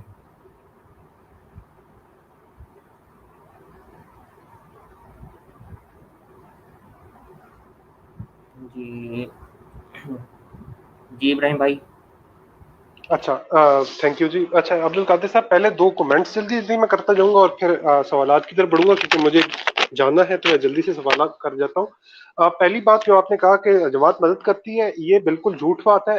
5,000 6,000 روپے دیتی ہے جی، اور وہ بھی مر مر کے، اور عورتوں کی عصمت کو پامال کر کے دیتی ہے، اور عورتوں کے آگے 5 5 6 6 بچے، عورتیں روتی رہی ہیں، اور جماعت، اور اس وجہ سے جماعت کو بہت نقصان پہنچا. جماعت کو کافی وڈوز نے چھوڑ کے گئی ہے، پہلی بات. دوسری بات، آپ نے ہماری جنت البقیع کا بات کی. دیکھیں کوئی پیرالل ڈرا ہو ہی نہیں سکتا جنت البقیع کے ساتھ. اور بقیع میں دفن ہونے کے لیے کوئی فن خان ہونے کی ضرورت نہیں ہے جی، نہ ہی کوئی موسی ہونے کی ضرورت ہے. آپ بس ایک اس کی ریکوائرمنٹ ہے کہ آپ مدینہ منورہ میں دفن ہو، سوری آپ کی جو وفات ہو مدینہ منورہ میں ہو. مودود صاحب کو اعلان ہے، ذرا سا 1 منٹ میں دیجیے، یہ ذرا ریپ اپ کر لیں تو پھر آپ کی طرف آتے ہیں. اچھا دوسری بات یہ ہے کہ اگر ہم اس بات کی طرف آئیں کہ عبد القادر صاحب کہ آپ نے مجدد کہا، اب پہلی بات یہ ہے کہ مجھے یہ بتا دیجئے کہ آپ مجدد اصحاب رسول یا اہل بیت العظام سے افضل ہو سکتا ہے، جس طرح مرزا صاحب نے کہا. اور دوسرا سوال ابراہیم بھائی آپ کی آواز ٹھیک نہیں آ رہی، جی میری اور آواز تھوڑا آ سا رہی ہے جی؟ ویٹ کر دیں. جی جی اب ٹھیک امام آ رہی حسن ہے. حسین آپ کے تو جواب. ویٹ کریں. آپ کا جو آپ کی جو آواز ہے نا وہ جی کبھی اوپر ہو جاتی ہے کبھی لو ہو جاتی ہے. تو ذرا آپ اپنا مائک تھوڑا سیٹ کر لیں اور اب سوال شروع سے کریں. جی ٹھیک ہے. اب جی جی جی بس میرا یہ دو سوال ہوں گے کہ پہلی سوال یہ ہے کہ مرزا صاحب نے یہ سوال کا جواب دے دیجیے گا کہ مرزا صاحب کی طرح آپ بھی کیا انگریز کو اولے الامر سمجھتے ہیں؟ اور دوسری بات یہ ہے کہ پہلے یہ ہو گیا امام حسین والا سوال، حسن حسین والا ہو گیا. دوسرا ہو گیا کہ کیا اولے الامر میں آپ سمجھتے ہیں؟ اور تیسرا سوال یہ ہے کہ آپ اسرائیل زندہ باد کہتے ہوئے ہمیں بہت جگہ نظر آتے ہیں، یہ کیا ماجرا ہے، یہ کیا معاملہ ہے؟ جزاک اللہ جی. میں یوٹیوب کی طرف چلے جاتا ہوں اگر بابا جی آپ کی اجازت ہو. جی آپ جا سکتے ہیں، بلکہ پہلے ایسا کریں کہ اپنے سوال کے جواب حاصل کر لیں پھر آپ چلے جائیے گا. شاہ جی میں مختصر جواب دیتا ہوں، کیونکہ یہ آپ نے کافی سارے سوالات کو جمع کیا ہے. پہلی بات یہ ہے کہ ہاں انگریز کو میں اولو الامر سمجھتا ہوں، اور ہر ریاست جو ایک قائم ہے انٹرنیشنلی ریکگنائزڈ ہے، میں ان کو اولو الامر سمجھتا ہوں اپنی سٹیزنس کے لیے. مثلاً میں ادھر کینیڈا میں ہوتا ہوں، یہاں غیر مسلم کی حکومت ہے، یہ تو انگریز اور گورے انگریز کے ملک ہے، لیکن یہ میرے اولو الامر ہے، میرے لیے لازمی ہے، فرض ہے کہ میں ان کے اطاعت کروں. ہاں اس صورت میں اطاعت نہ کرے جس میں وہ کوئی حکم دے جو شریعت کے خلاف ہو، جو اللہ کے قانون کے خلاف ہو، یہ اس کا شرط ہے. دوسرے آپ نے سوال کیا کہ جنت البقیع میں صرف یہ شرط ہے کہ انسان مدینۃ المنورہ میں فوت ہو، پھر وہ اس میں دفن ہو سکتے ہیں. تو آپ کو معلوم ہے کہ ایک بڑا مشہور شخص ہے علامہ احسان الہی ظہیر، اہل حدیث کا ایک خطیب تھے اور بہت مشہور ہے. تو وہ مطلب قتل ہو گیا ادھر لاہور میں یا پاکستان میں دھماکہ میں، اور سننے میں آیا ہے کہ شیعہ لوگوں نے ان کو قتل کیا. تو سعودی حکومت نے ان کو ٹرانسپورٹ کیا کہ وہ دفن ہو جنت البقیع میں، کیونکہ سعودی عرب کے نزدیک وہ بہت بڑا مطلب ایک بہت اچھے آدمی تھے اور بہت انہوں نے خدمت کی اسلام کے لیے، تو انہوں نے اس کے لیے ایک ڈسپنسیشن دیا کہ یہ آدمی اگرچہ شہید ہوا پاکستان میں دھماکہ میں، لیکن یہ ادھر مدینۃ المنورہ میں دفن ہو۔ تو اس سے معلوم ہوتا ہے کہ آپ کی بات درست نہیں ہے۔ بات یہ ہے کہ کوئی ایسا مسلمان ہو چاہے وہ کہیں پہ ہو دنیا میں، اگر اس کا کوئی خاص کردار ہے، کوئی اچھا کردار ہے، تو اصولی طور پر ان کو دفناتے ہیں جنت البقیع میں۔ ہاں یہ تو فیصلہ اب موجودہ حکومت کرتی ہے، تو ہو سکتا ہے کہ موجودہ حکومت کا معیار ٹھیک نہ ہو، لیکن اصولی طور پر یہ بات ہے کہ جنت البقیع میں کا مدفون ہونے کے لیے یہ چیز ہے، تو بالکل وہ بیشتی مقبرہ کی طرح ہے، تو اس میں کوئی زیادہ خاص فرق نہیں ہے۔ تو چلو آپ نے انٹرویو کیا ہے، بڑا اچھا طریقے سے کیا ہے، تو صرف میں آخری اس کے بارے میں یہ کہنا چاہتا ہوں کہ آپ لوگوں کا شکر ادا کرنا چاہتا ہوں کہ آپ نے اچھے طریقے سے اور اپنے وعدے کے ایک مطابق، سوال رہتا ہے۔ تو کریں آپ اپنے آخری بات جی۔ جی تو میرا سوال یہ ہے کہ آپ خود کو جو ہے نا ملہم کہتے ہیں، اور آپ اسٹریم کے شروع میں بھی بتا چکے ہیں کہ کب کب سے آپ کے ساتھ یہ الہام والی صورتحال ہوئی ہے، تو یہ بتا سکتے ہیں آپ کو کس اقسام کے یہ آتے ہیں، رؤیا ہوتے ہیں یا کشف ہوتے ہیں، کس اقسام کے ہوتی ہیں، اور کبھی ایسا ہوا ہے؟ ہاں یہ سوال ہو گیا، اور دوسرا سوال میں پھر کرتا ہوں، آخری سوال ہوگا میرا، پکا پکا اس سوال کا جواب دے دیں کہ جو رؤیا آپ کو ہوتے ہیں، کشف ہوتے ہیں، کس قسم کے ہوتے ہیں اور کیا کیا آپ کو اکثر دکھائی دیتا ہے اس کے اندر۔ اس کے بعد پھر میرا ایک آخری سوال ہوگا۔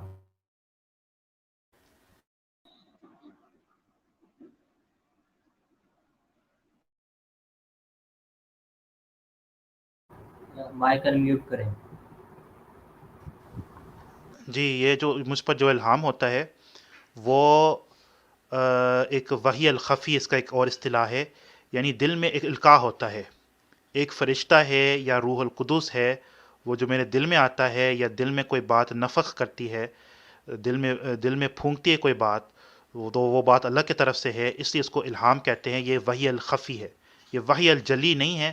وحی الجلی جو ہے وہ انبیاء کے ساتھ یا جو امتی انبیاء ان کے ساتھ ہوتا ہے یہ سلسلہ، مجھ جیسے کے ساتھ نہیں ہوتا ہے۔ اور رویا بھی ہوتا ہے، کشف بھی ہوتا ہے۔ کشف یعنی ایک ایسا جو نظارہ جو میں دیکھتا ہوں، نیند اور بیداری کے درمیان ایک حالت ہے، اس کے درمیان ایک حالت ہے جس میں انسان پر کشف ہو سکتا ہے، تو وہ میرے ساتھ بھی ہوتا ہے۔ اسی طرح کثرت کے ساتھ خوابیں آتے ہیں، جو سچے خوابیں ہیں، اس کو آپ المبشرات کہتے ہیں۔ اس کے علاوہ یعنی چلو یہ چیزیں ہیں جو میرے ساتھ ہوتے ہیں۔ اور آپ کا جو دوسرا سوال تھا وہ آپ ریپیٹ کریں یا اپنا آخری سوال کریں۔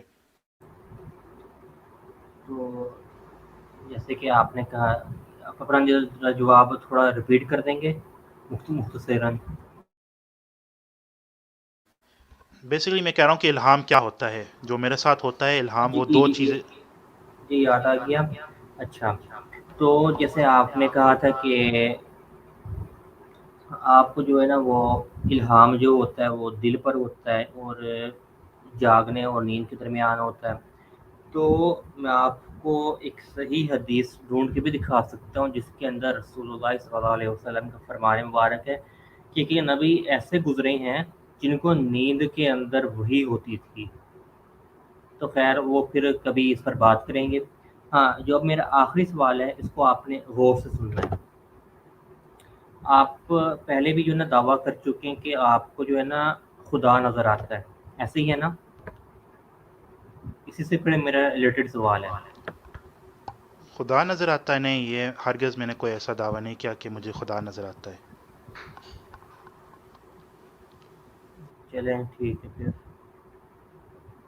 ویسے چونکہ آپ کو شاید علم ہو کہ رسول اللہ صلی اللہ علیہ وسلم نے حکم دیا ہے کہ اللہ کی عبادت ایسے کرو جیسے اللہ کو دیکھ رہے ہو۔ تو کبھی کی ہے ایسی عبادت؟ جی جی بالکل، یہ بات تو ہے، یہ احسان ہے، یہ بالکل ٹھیک ہے۔ جی تو کبھی خدا کو دیکھا اس طرح، اور کیسا دکھا خدا آپ کو؟ نہیں، اس حدیث کا معنی یہ نہیں ہے کہ آپ خدا کو دیکھیں گے، اس کا حدیث کا معنی ہے کہ آپ ایسے عبادت کریں گو کہ آپ خدا کو دیکھ رہے ہیں، جیسے کہ خدا بالکل تمہارے سامنے ہے، اس طریقے سے عبادت کرے۔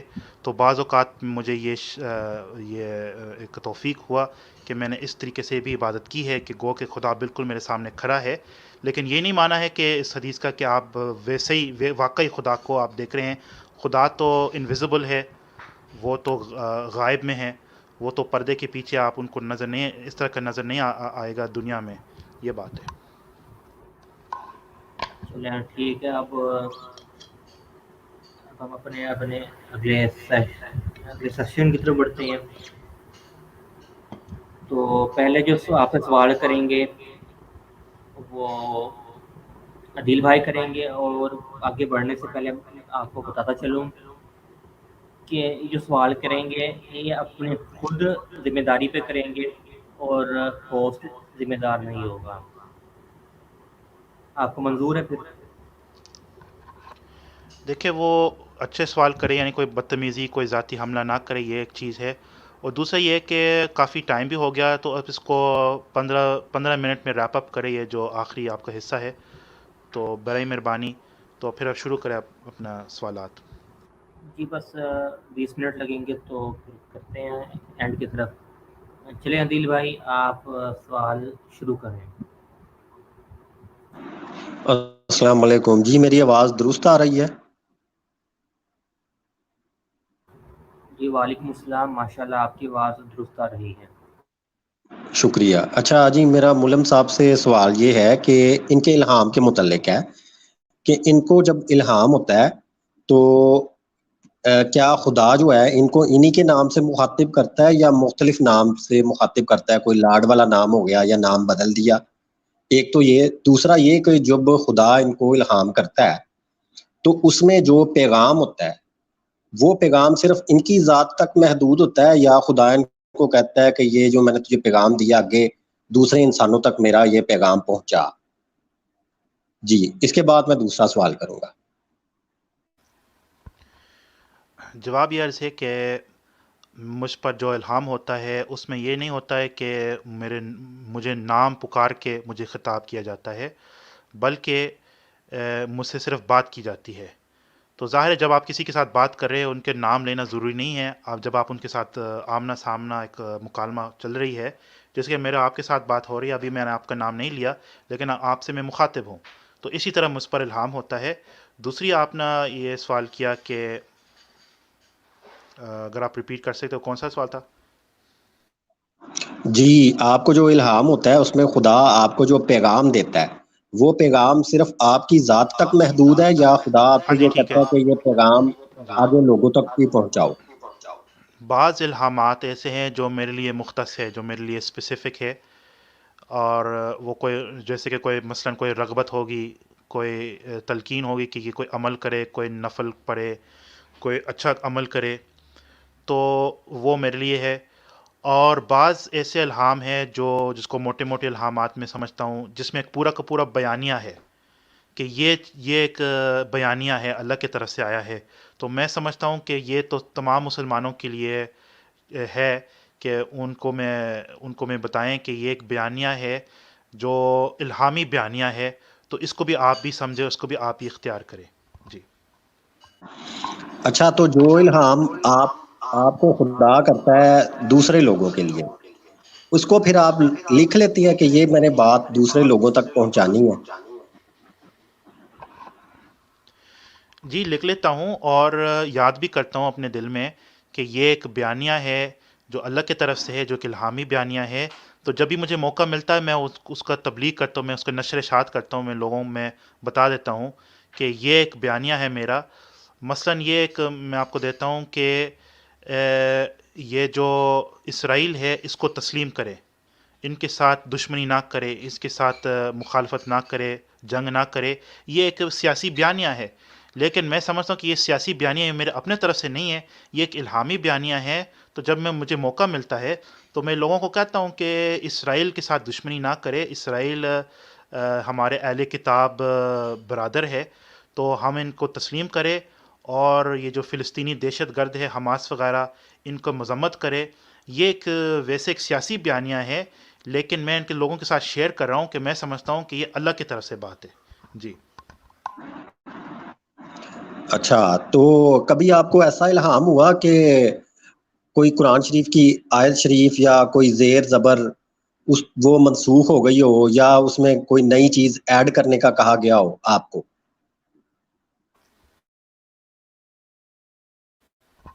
نہیں، بالکل نہیں. اور اگر ایسا ہوتا ہے تو یہ الہام نہیں ہوگا، یہ شیطانی وسوسہ ہوگا. تو الحمدللہ ابھی تک ایسے کوئی بات میرے دل میں نہیں آئی. اگر آتی ہے تو سمجھوں گا کہ یہ تو الہام نہیں ہے، یہ ایک شیطانی وسوسہ ہے، کیونکہ ایک معیار مقرر ہے جانچنے کے لیے یا پرکھنے کے لیے کہ یہ کوئی بات اللہ کی طرف سے ہے یا یہ کوئی شیطانی وسوسہ ہے. ان میں سے ایک یہ اصول ہے کہ وہ بات قرآن اور سنت کے مطابق ہونا چاہیے. اگر قرآن و سنت کے خلاف ہے تو وہ الہام نہیں ہے، اللہ کی طرف سے نہیں ہے، بلکہ ایک شیطانی وسوسہ ہے. جی. اچھا ٹھیک ہے، یہ دین تو مکمل ہو گیا نا، دین تو مکمل ہو گیا، تو پھر آپ کو کیوں خدا پیغام دیتا ہے کہ یہ پیغام تم آگے دوسرے لوگوں تک پہنچاؤ؟ اس کی کیا وجہ ہے؟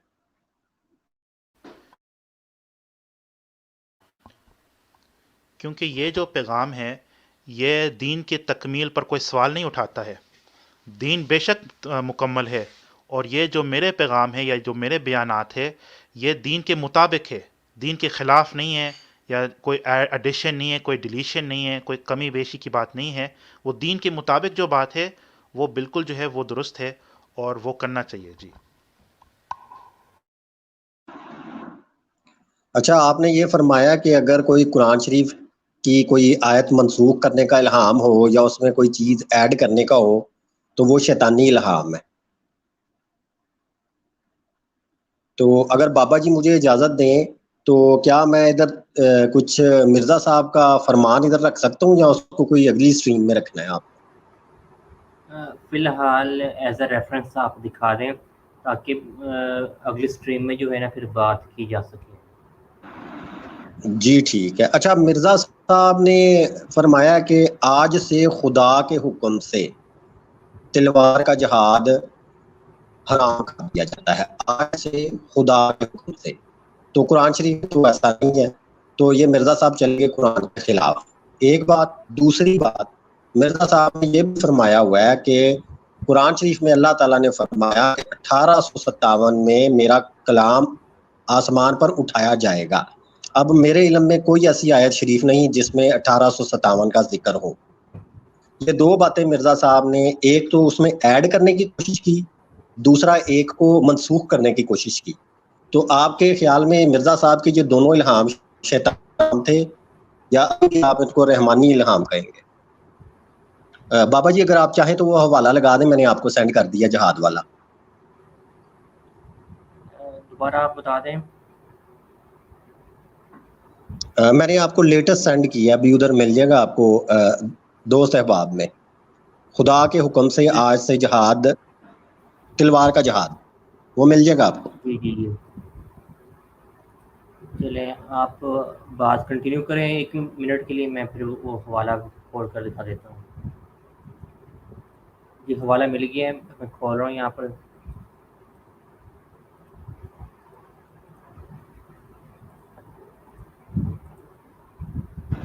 ڈسپلے جی ہو گیا قادر آپ صاحب، سامنے. آپ کچھ فرمائیں گے اس کے بارے میں؟ جی دل صاحب،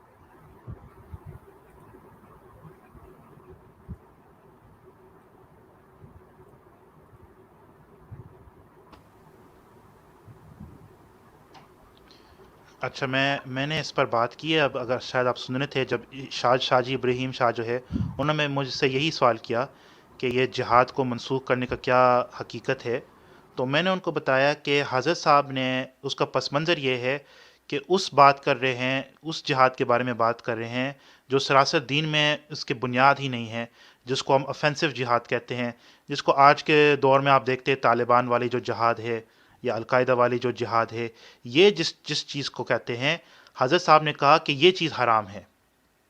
اور میں دنیا ملام ایک منٹ ڈاکٹر جیشان ہے اوکے. تو تمہارے کہنے کا مطلب یہ ہے کہ اس وقت جو 1857 کے درمیان جو پہلے اپنا مائک میوٹ کرو, آواز مجھے ریپیٹ آ رہی ہے. جو اس وقت 1857 کا جو درمیان تھا, جو جنگ چل رہی تھی, تو اس کے اندر بہت سارے علماء اکرام نے جہاد کا فتویٰ دیا تھا اور جہاد کرنے کے لیے کہا تھا, جن میں علامہ فضل حق خیر آبادی تھے, ٹھیک ہے, علامہ کفایت علی کافی تھے, اور یہ بہت بڑے بڑے جید عالم ہیں, ٹھیک ہے. اس وقت مرزا قادیانی کو کوئی جانتا بھی نہیں تھا. تو تمہارے کہنے کا مطلب یہ ہے کہ اس وقت جو انگریزوں سے لڑائی کی گئی تو وہ بقول مرزا قادیانی وہ غلط تھی. مطلب کہ جو 1857 کے جتنے بھی فریڈم فائٹر ہیں تم ان کو طالبانی کہتے ہو, یہی کہنے کا مقصد ہوا نا تمہارا؟ جی اپنا ڈاکٹر ذیشان صاحب, 1857 کے جنگ بالکل کوئی جہاد نہیں تھا, قطعاً کوئی جہاد نہیں تھا, بلکہ ہندوؤں کا بغاوت تھی. آپ اس کو جہاد کہتے ہیں, عجیب بات ہے. اچھا ایک منٹ, اس جنگ کی صدارت کس نے کی تھی؟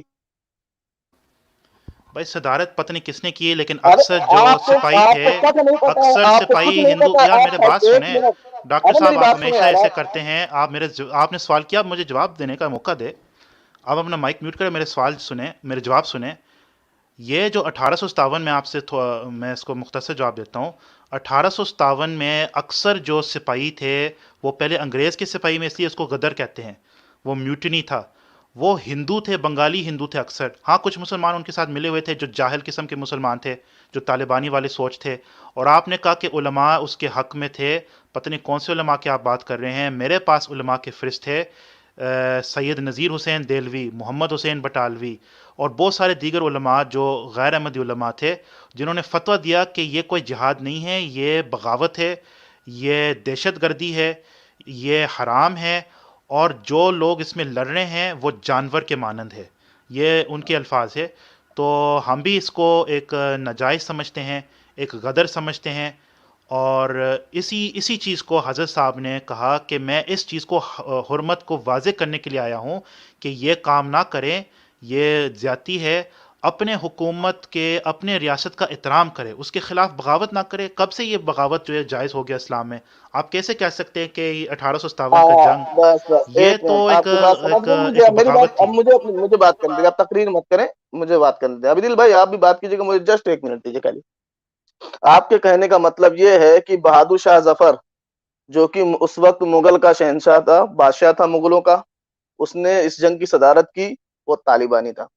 مطلب کہ انڈیا 800 سال تک طالبانوں کے ہاتھ میں تھا, ٹھیک ہے, کیونکہ وہ اسی مغلیہ سلطنت کا تھا. اس وقت انگریزوں کا رویہ یہ تھا کہ انگریز کبھی بھی جاتے تھے, کسی کی بھی بہن کو, کسی کی بھی بیٹی کو اٹھا کر کے لے جاتے تھے. مرزا صاحب کی نظر میں وہ اچھے لوگ تھے, ان کے خلاف جنگ نہیں کرنی چاہیے تھی. آپ کے گھر میں بھی کوئی ماں بہن ہوگی, کوئی آ کر کے اگر آپ کی ماں بہن کے ساتھ آبرو ریزی کرے, آپ کہیں نہیں یہ تو اچھا ہے, مرزا صاحب نے کہا نہیں کچھ نہیں کرنا, ہاتھ نہیں اٹھانا. کروا سکتے ہیں آپ اپنی ماں بہن کے ساتھ ایسا؟ اور رہی بات, ایک منٹ, رہی بات, میری بات کمپلیٹ ہونے دو. رہی بات جو تم کہہ رہے ہو, اس وقت یہ جو ہندوستان تھا یہ اکھنڈ بھارت تھا, ٹھیک ہے. اس وقت یہاں پر ساری قومیں ایک ساتھ رہتی تھی اور سب نے مل کر کے اس جنگ میں ساتھ دیا تھا. اور جو 1947 تک جو کچھ بھی چلا ہے یہاں پہ سب نے مل کر کے کام کیا ہے, چاہے وہ قائد اعظم محمد علی جناح ہو, چاہے وہ مہاتما گاندھی ہو, ٹھیک ہے. جو شدت پسند عناصر اس وقت کے دور میں تھے وہ آج تمہارے لیے رہنما بنے بیٹھے ہیں. یہ وہی مرزا, یہ وہی محمد بٹالوی ہے نا جس کو تم بھارت کی بات کرے, اکھنڈ بھارت کی بات کرے, تو مجھے آپ کوئی ہندو لگتے ہو. میں کوئی ہندو کے ساتھ بحث کرنے کے لیے نہیں آیا ہوں. تو شکریہ جی, ٹائم کافی ہو گیا, انشاءاللہ ہم اگلے دن بات کرتے ہیں.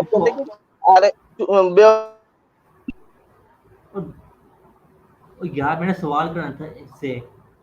یار چلا گیا وہ, میں نے اس سے پوچھنا تھا کہ مرزے نے لکھا ہوا ہے آج سے خدا کے حکم سے, آج سے, اس کا مطلب ہے کہ اس سے پہلے سے جو جہاد تھا تلوار کا وہ حرام نہیں تھا. یہ مرزے کو کس نے اختیار دیا تھا کہ وہ قرآنی حکم اور شریعت محمدی صلی اللہ علیہ وآلہ وسلم میں تبدیلی کرے؟ مرزا تو یہ کہہ رہا ہے کہ آج سے خدا کے حکم سے جہاد تلوار کا حرام کیا جاتا ہے. مرزا کیا کہہ رہا ہے, اس سے پہلے وہ حلال تھا, آج سے حرام کیا جاتا ہے. میں نے سے یہ پوچھنا تھا, وہ بھاگ گیا. اب وہ تو مرزا تو دیکھیں سیدھا سیدھا قرآن شریف میں تبدیلی کر رہا ہے مرزا, اور یہ کہتا ہے کہ میں اس کے اوپر لعنت ڈالتا ہوں, تو پھر مرزے پہ لعنت کر کے جاتا. مرزے نے کیا کہا, وہ حوالہ دوبارہ لگائے بابا جی. مرزا کہہ رہا ہے آج سے خدا کے حکم سے, یعنی کہ اس سے پہلے تو وہ قرآن کے مطابق وہ حلال تھا, مرزے کو خدا نے حکم دیا کہ آج سے تو کر دے اس کو حرام, تو مرزے نے حرام قرار دے دیا جہاد کو. تو شریعت محمدی صلی اللہ علیہ وآلہ وسلم میں اور قرآن میں تبدیلی کا اختیار مرزے کو کس نے دیا؟ میرا اس سے یہ سوال تھا. اور دوسرا سوال وہی وہ 1857 والا, خیر اب وہ بھاگ گیا. ڈاکٹر صاحب نے آتے سار اس کو ٹیکا لگا دیا اور وہ برداشت نہیں کر سکا اور بھاگ گیا. جی بابا جی. ڈاکٹر صاحب آپ کو جو ہے نا کچھ صبر کر کے جو نا سانس لے کر پھر سوال کرنے چاہیے تھے, تاکہ جو باقی کے بیٹھے ہوئے ہیں, یعنی کہ میں اور عدیل بھائی اور جو ہمیں دیکھ رہے ہیں اسٹریم پر, وہ بھی پھر کچھ سوال کر لیتے. چلیں خیر, آپ وہ حوالہ بابا جی دوبارہ لگائے, ہم اس پہ ڈسکس کرتے ہیں. مرزے کو اختیار کس نے دیا؟ مرزے نے کہا اس سے پہلے نہیں, اس نے کہا آج سے. وہ ذرا حوالہ دوبارہ لگائیں اور اس کو پڑھ کے دکھائیں, پھر اس پہ بالکل بالکل بالکل لگاتا ہوں ابھی. اگر یہ کہتے گیا کہ یہ جو بٹالوی تھا نا, اس نے یہ 1857 کی جو جنگ تھی اس کی مخالفت کی تھی, یہ کہہ کر گیا. اور یہ سامنے حوالہ کھلا میرے پاس, اور یہ ہے مجموعہ اشتہارات صفحہ 290 جلد دوم. اور یہاں پر یہ لکھتا ہے مرزا قادیانی, میں یہ لاش کی قسم کھا کر کہتا ہوں کہ میں ایسا ہی کروں گا. اگر یہ لاش کی مرضی مجھے عزت دینے کی نہیں تو میرے پر لعنت ہے. اگر میں اس کے برخلاف کروں, لیکن اگر تصریحات بالا کی روح سے یہ لاش نے مجھے سچا کر دیا, یا لاش نے مجھے سچا کر دیا, تو چاہیے کہ محمد حسین بٹالوی اور عبدالحق غزنوی اور عبدالجبار غزنوی اور رشید احمد گنگوہی میرے ہاتھ پر توبہ کریں اور میرے دعوے کی تصدیق کر کے میری جماعت میں داخل ہوں, تاکہ یہ تفرقہ دور ہو جائے. اندرونی تفرقے نے مسلمانوں کو تباہ کر دیا ہے. یہ خدا کا سیدھا سادہ فیصلہ ہوگا, یہ لاش کا سیدھا سادہ فیصلہ ہوگا, جس میں کسی فریق کی چون چرا نہیں جائے گی. اس اشتہار کے مخاطب محمد حسین بٹالوی, عبدالجبار غزنوی, عبدالحق غزنوی, رشید احمد گنگوہی ہیں. یہ چاروں اپنے تئیں مؤمن ظاہر کرتے ہیں, اور مؤمن خدا کے نزدیک ولی ہوتا ہے, اور بہرحال کافر اور دجال کی نسبت مؤمن کی دعا جلد قبول ہوتی ہے. دیکھیں کیا کر رہا ہے یہ بھی کیا بابا جی دیکھیں. ہاں میں دیکھیں بابا جی, اس وقت میں اس بحث میں نہیں پڑھ رہا کہ کون وہ اس وقت جہاد کے حق میں تھا, کون خلاف تھا. اس وقت میرا جو پوائنٹ یہ ہے کہ مرزے کو کس نے اختیار دیا کہ وہ یہ کہے کہ آج سے خدا کے حکم سے تلوار کا جہاد حرام قرار دیا جاتا ہے؟ کس نے مرزے کو اختیار دی؟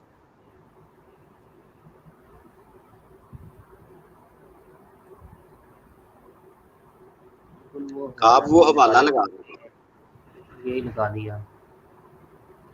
اچھا اس حوالے کی طرف بات کرنے سے پہلے اور اس کو ذرا پڑھ دینا, پڑھ دیں, آپ کو پتہ چل جائے گا کہ مرزے نے کیا کیا. مرزا دیکھیں قرآن شریف میں سے ایک جہاد کا حکم وہ نکال رہا ہے, اور دوسرا قرآن شریف میں ایک چیز ایڈ کر رہا ہے اپنی طرف سے کہ 1857 میں اللہ تعالیٰ نے کہا تھا, یہ قرآن شریف میں لکھا ہوا ہے کہ میرا کلام آسمان پہ اٹھایا جائے گا. وہ حوالہ ہے تو وہ بھی لگا دیں, پہلے اس کو چلیں دیکھ لیتے ہیں. ایڈ بھی کر رہا ہے اور ڈیلیٹ بھی کر رہا ہے چیز. تو یہ مولم صاحب سے ذرا لعنت کروا کے ان کو جانے دیتے نا, وہ اپنی زبان سے اقرار کر چکے ہیں, اگر کوئی ایسا کرے تو اس پہ لعنت ہوگی. میں اس وجہ سے ان سے یہ سوال کر رہا تھا کہ آپ کو جو الہام ہوتا ہے اس میں کبھی آیا ایسا حکم کہ قرآن شریف سے کچھ چیز ڈیلیٹ کر دو یا کوئی ایڈ کر دو؟ بہرحال چلیں کوئی نہیں، اس پہ کر لیں بحث، بابا جی اس پہ کر لیں بحث کرنے سے پہلے میں یہ دو باتیں کرتا جاؤں کہ میں نے اس کو شروع میں کہہ دیا تھا کہ جو سوال پوچھے جائیں گے اس کا ہوسٹ ذمہ دار نہیں ہوگا، تو یہ بھی مجھے کہہ دینا چاہیے تھا کہ ذرا اپنا جگر بڑا کر کے سنیے گا ان سوالوں کو۔ چلے خیر، نس گیا۔ اچھا، جو میں نے جو بھی حوالہ لگایا تھا نا بھی اس سے پہلے مجموعہ اشتہارات میں سے، وہ اس وجہ سے لگایا ہے کہ یہ جو بات کر کے گیا ہے کہ فلاں مولوی نے، یعنی کہ مولوی جو بٹالوی ہے اس نے جو ہے نا جہاد کی مخالفت کی تھی جو مسلمانوں نے انگریز حکومت کے خلاف کیا تھا، تو ادھر مرزا بھی جو ہے نا مخالفت کر رہا ہے جہاد کی، تو پھر ایسا کیوں ہوا کہ مرزا یہ کہہ رہا ہے کہ بٹالوی جو آئے اس کے ہاتھ پر بیعت کر کے توبہ کرے، حالانکہ دونوں کے نظریات بقول یہ عبدالعلاش ملہم کے ایک ہی ہیں جہاد کے متعلق، دونوں جہاد کے مخالف ہیں، مگر مرزا تو اپنے چودراہٹ یعنی کہ اس کا اثر و رسوخ ڈالنا چاہتا تھا مگر ناکام رہا۔ خیر، آپ نے کچھ بولنا تو بول دیں۔ بابا جی مجھے کچھ بولنا ہے تھوڑا سا۔ جی بول دیں، کیونکہ اب سٹریم کو بھی 1.5 گھنٹہ ہو گیا اور اینڈ بھی کرنی ہے۔ اصل میں یہ مجھے کیا بول کے گیا کہ ہندو، خیر اس کے کہنے سے کچھ فرق نہیں پڑتا، ایسے جیسے بونگی مارنے والے آتے رہتے ہیں۔ یہ کس نسبت سے مجھے بول کے جا رہا ہے؟ کیونکہ میں ہندوستان میں رہتا ہوں، اس نسبت سے۔ تو آج کی تاریخ میں تو کینیڈا کے اندر بیٹھا ہوا ہے، ٹھیک ہے، اور کینیڈا کے اندر بیٹھنے کے بعد تو یہ تسلیم کر رہا ہے کہ ان کی حکومت اچھی ہے، ٹھیک ہے۔ اگر خدا نخواستہ کبھی کینیڈا کے اوپر کچھ ہوتا ہے تو کینیڈین کا ساتھ دے گا، تو کیا تو کرسچن ہو گیا؟ اس بات کا جواب دے مجھے۔ جب اس کے پاس کوئی جواب نہیں ہوتا نا تو یہ ایسی بونگیاں مار کر کے ادھر ادھر سے فرار ہو جاتا ہے۔ یہ سمجھ گیا تھا کہ میں راؤنڈ پہ آ گیا ہوں، پھنسنے والا ہوں، نکل لیا، لعنتی۔ اچھا اس میں ایک بات جو آپ غور کریں بابا جی، سوری، اس میں ایک بات جو آپ غور کریں، وہ مرزے نے یہ نہیں کہا کہ 1400 سال پہلے ہی تلوار جہاد جو ہے وہ ختم ہو گیا، یہ حرام ہو گیا تھا۔ وہ خدا کے حکم سے آج سے خدا نے اس کو حکم دیا اور اس نے قرآن میں تبدیلی کر دی۔ آپ یہ بات فالو کر رہے ہیں میری؟ جی بابا جی۔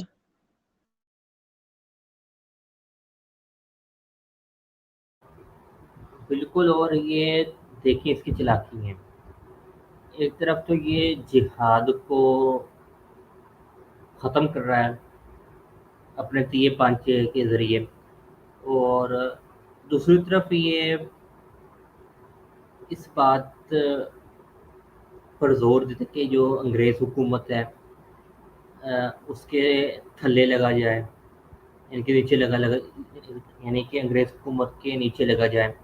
تو ایسے ہی بات ابھی یہ عبدالعلاش علم گلم کر کے یہ ہے کہ جو کینیڈین حکومت ہے اس کی تباہ کرو، اور ساتھ میں جو اسرائیل ہے اس کے ساتھ دوستی شوستی اور اس کو تسلیم کرنے کے اس کو شیطانی اختلام ہوتے ہیں۔ کیا کیا جائے ان کا؟ جی بابا جی، یہ جیسے کہہ کے گیا تھا نا کہ اس کو اسرائیل، خدا نے کہا کہ اسرائیل کو مان لو، بھئی وہ تو ہمیں پتہ ہے کہ اللہ تعالیٰ نے کہا ہوا ہے کہ قرب قیامت میں تمام یہود کو ایک جگہ پہ اکٹھا کریں گے، وہ تو اللہ تعالیٰ نے کہا ہوا ہے، ہمیں پتہ ہے، اور اس کو مانے یا نہ مانے یہود ساروں نے ایک جگہ پہ اکٹھے ہونا ہے، ان کو ایک پوائنٹ مل گیا ہوا ہے، انہوں نے قبضے سے ایک اپنا علاقہ بنا لیا ہوا ہے، قبضہ کر کے، ناجائز قبضہ کر کے، تو یہ تو ہم کو پتہ ہے، یہ بونگیاں مار کے نکل گیا۔ بہرحال میں نے اس کو پکڑ اس کی کرنی تھی، پر ڈاکٹر صاحب نے اس کو نا 1000 سی سی کا ٹیکہ فٹافٹ ہی لگا دیا۔ چلے یار میں نے کوئی اس سے نہیں، ایک آیت بھی پڑھنے والا تھا قرآن کریم کی جو اسرائیل سے دوستی کی بات کرے. شاید بابا جی ہم نے کل رات میں اس بات پہ ڈسکس کیا ہوا تھا, وَلَن تَرْضَىٰ عَنْكَ الْيَهُودُ وَلَا النَّصَارَىٰ حَتَّىٰ تَتَّبِعَ مِلَّتَهُمْ. بالکل کل رات ڈسکس کیا تھا, اور جو جس رزلٹ پر ہم پہنچے تھے وہ یہودی اور عیسائیوں کی جو ایک دوسرے کے متعلق کی جو حسد ہے اور بغض ہے جو چھپا ہوا بالکل ہے, جو یہ ظاہر نہیں بالکل کرتے, وہ بالکل اس پر تھا یہ رزلٹ. مگر فی الحال چونکہ ٹائم کم ہے, انشاءاللہ میرے چینل پر اس پہ مکمل ڈسکشن ہوگی. تو ڈاکٹر صاحب وہ بھی ایک مہمان آئے ہوئے ہمارے پاس, کوئی مودود نام کے, اگر آپ ان کو بلا سکتے ہیں تو بہتر ہوگا, ورنہ ان پھر کا یہاں کہنا ہے کہ میرے لیے میری الگ سے بے عزتی کرو. میں اس کے ساتھ بے عزت نہیں ہونا چاہتا, میری الگ سے بے عزتی کرو. بڑا ہی اسپیشل قسم کی انہوں نے ریکویسٹ کی ہے. پھر بولا ہے میری الگ اسٹریم کرو, میں اپنی الگ اسٹریم میں آؤں گا, میری الگ سے اسپیشل بے عزتی ہونی چاہیے, اس کے ساتھ بے عزت ہونا پسند نہیں ہے اس کو.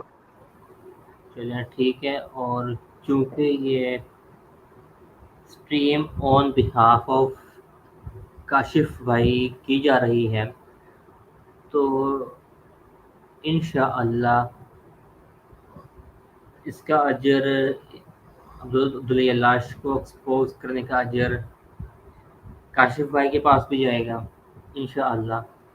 اور یہ جو ذلی بروزی آیا تھا ابھی, ذلی بروزی مرزا قادیانی, منی مرزا قادیانی, یہ خود اپنے آپ کو بڑا ذلیل کر کے گیا ہے اور اس کو پتہ تک نہیں چلا.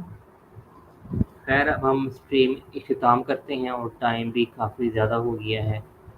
تو تمام ناظرین ایک مرتبہ درود بھیج دیں رسول اللہ صلی اللہ علیہ وسلم کی خدمت اقدس میں. اور اس کے ساتھ ہی میں اسٹریم اینڈ کرتا ہوں. صلو علی الحبیب صلی اللہ علی سیدنا و نبینا و قدوتنا و قرۃ اعیننا شفیع الاخلائق شفیع المذنبین خاتم الانبیاء والمرسلین سیدنا محمد وعلی آلہ و اصحابہ وبارک وسلم تسلیما کثیرا. السلام علیکم ورحمۃ اللہ وبرکاتہ.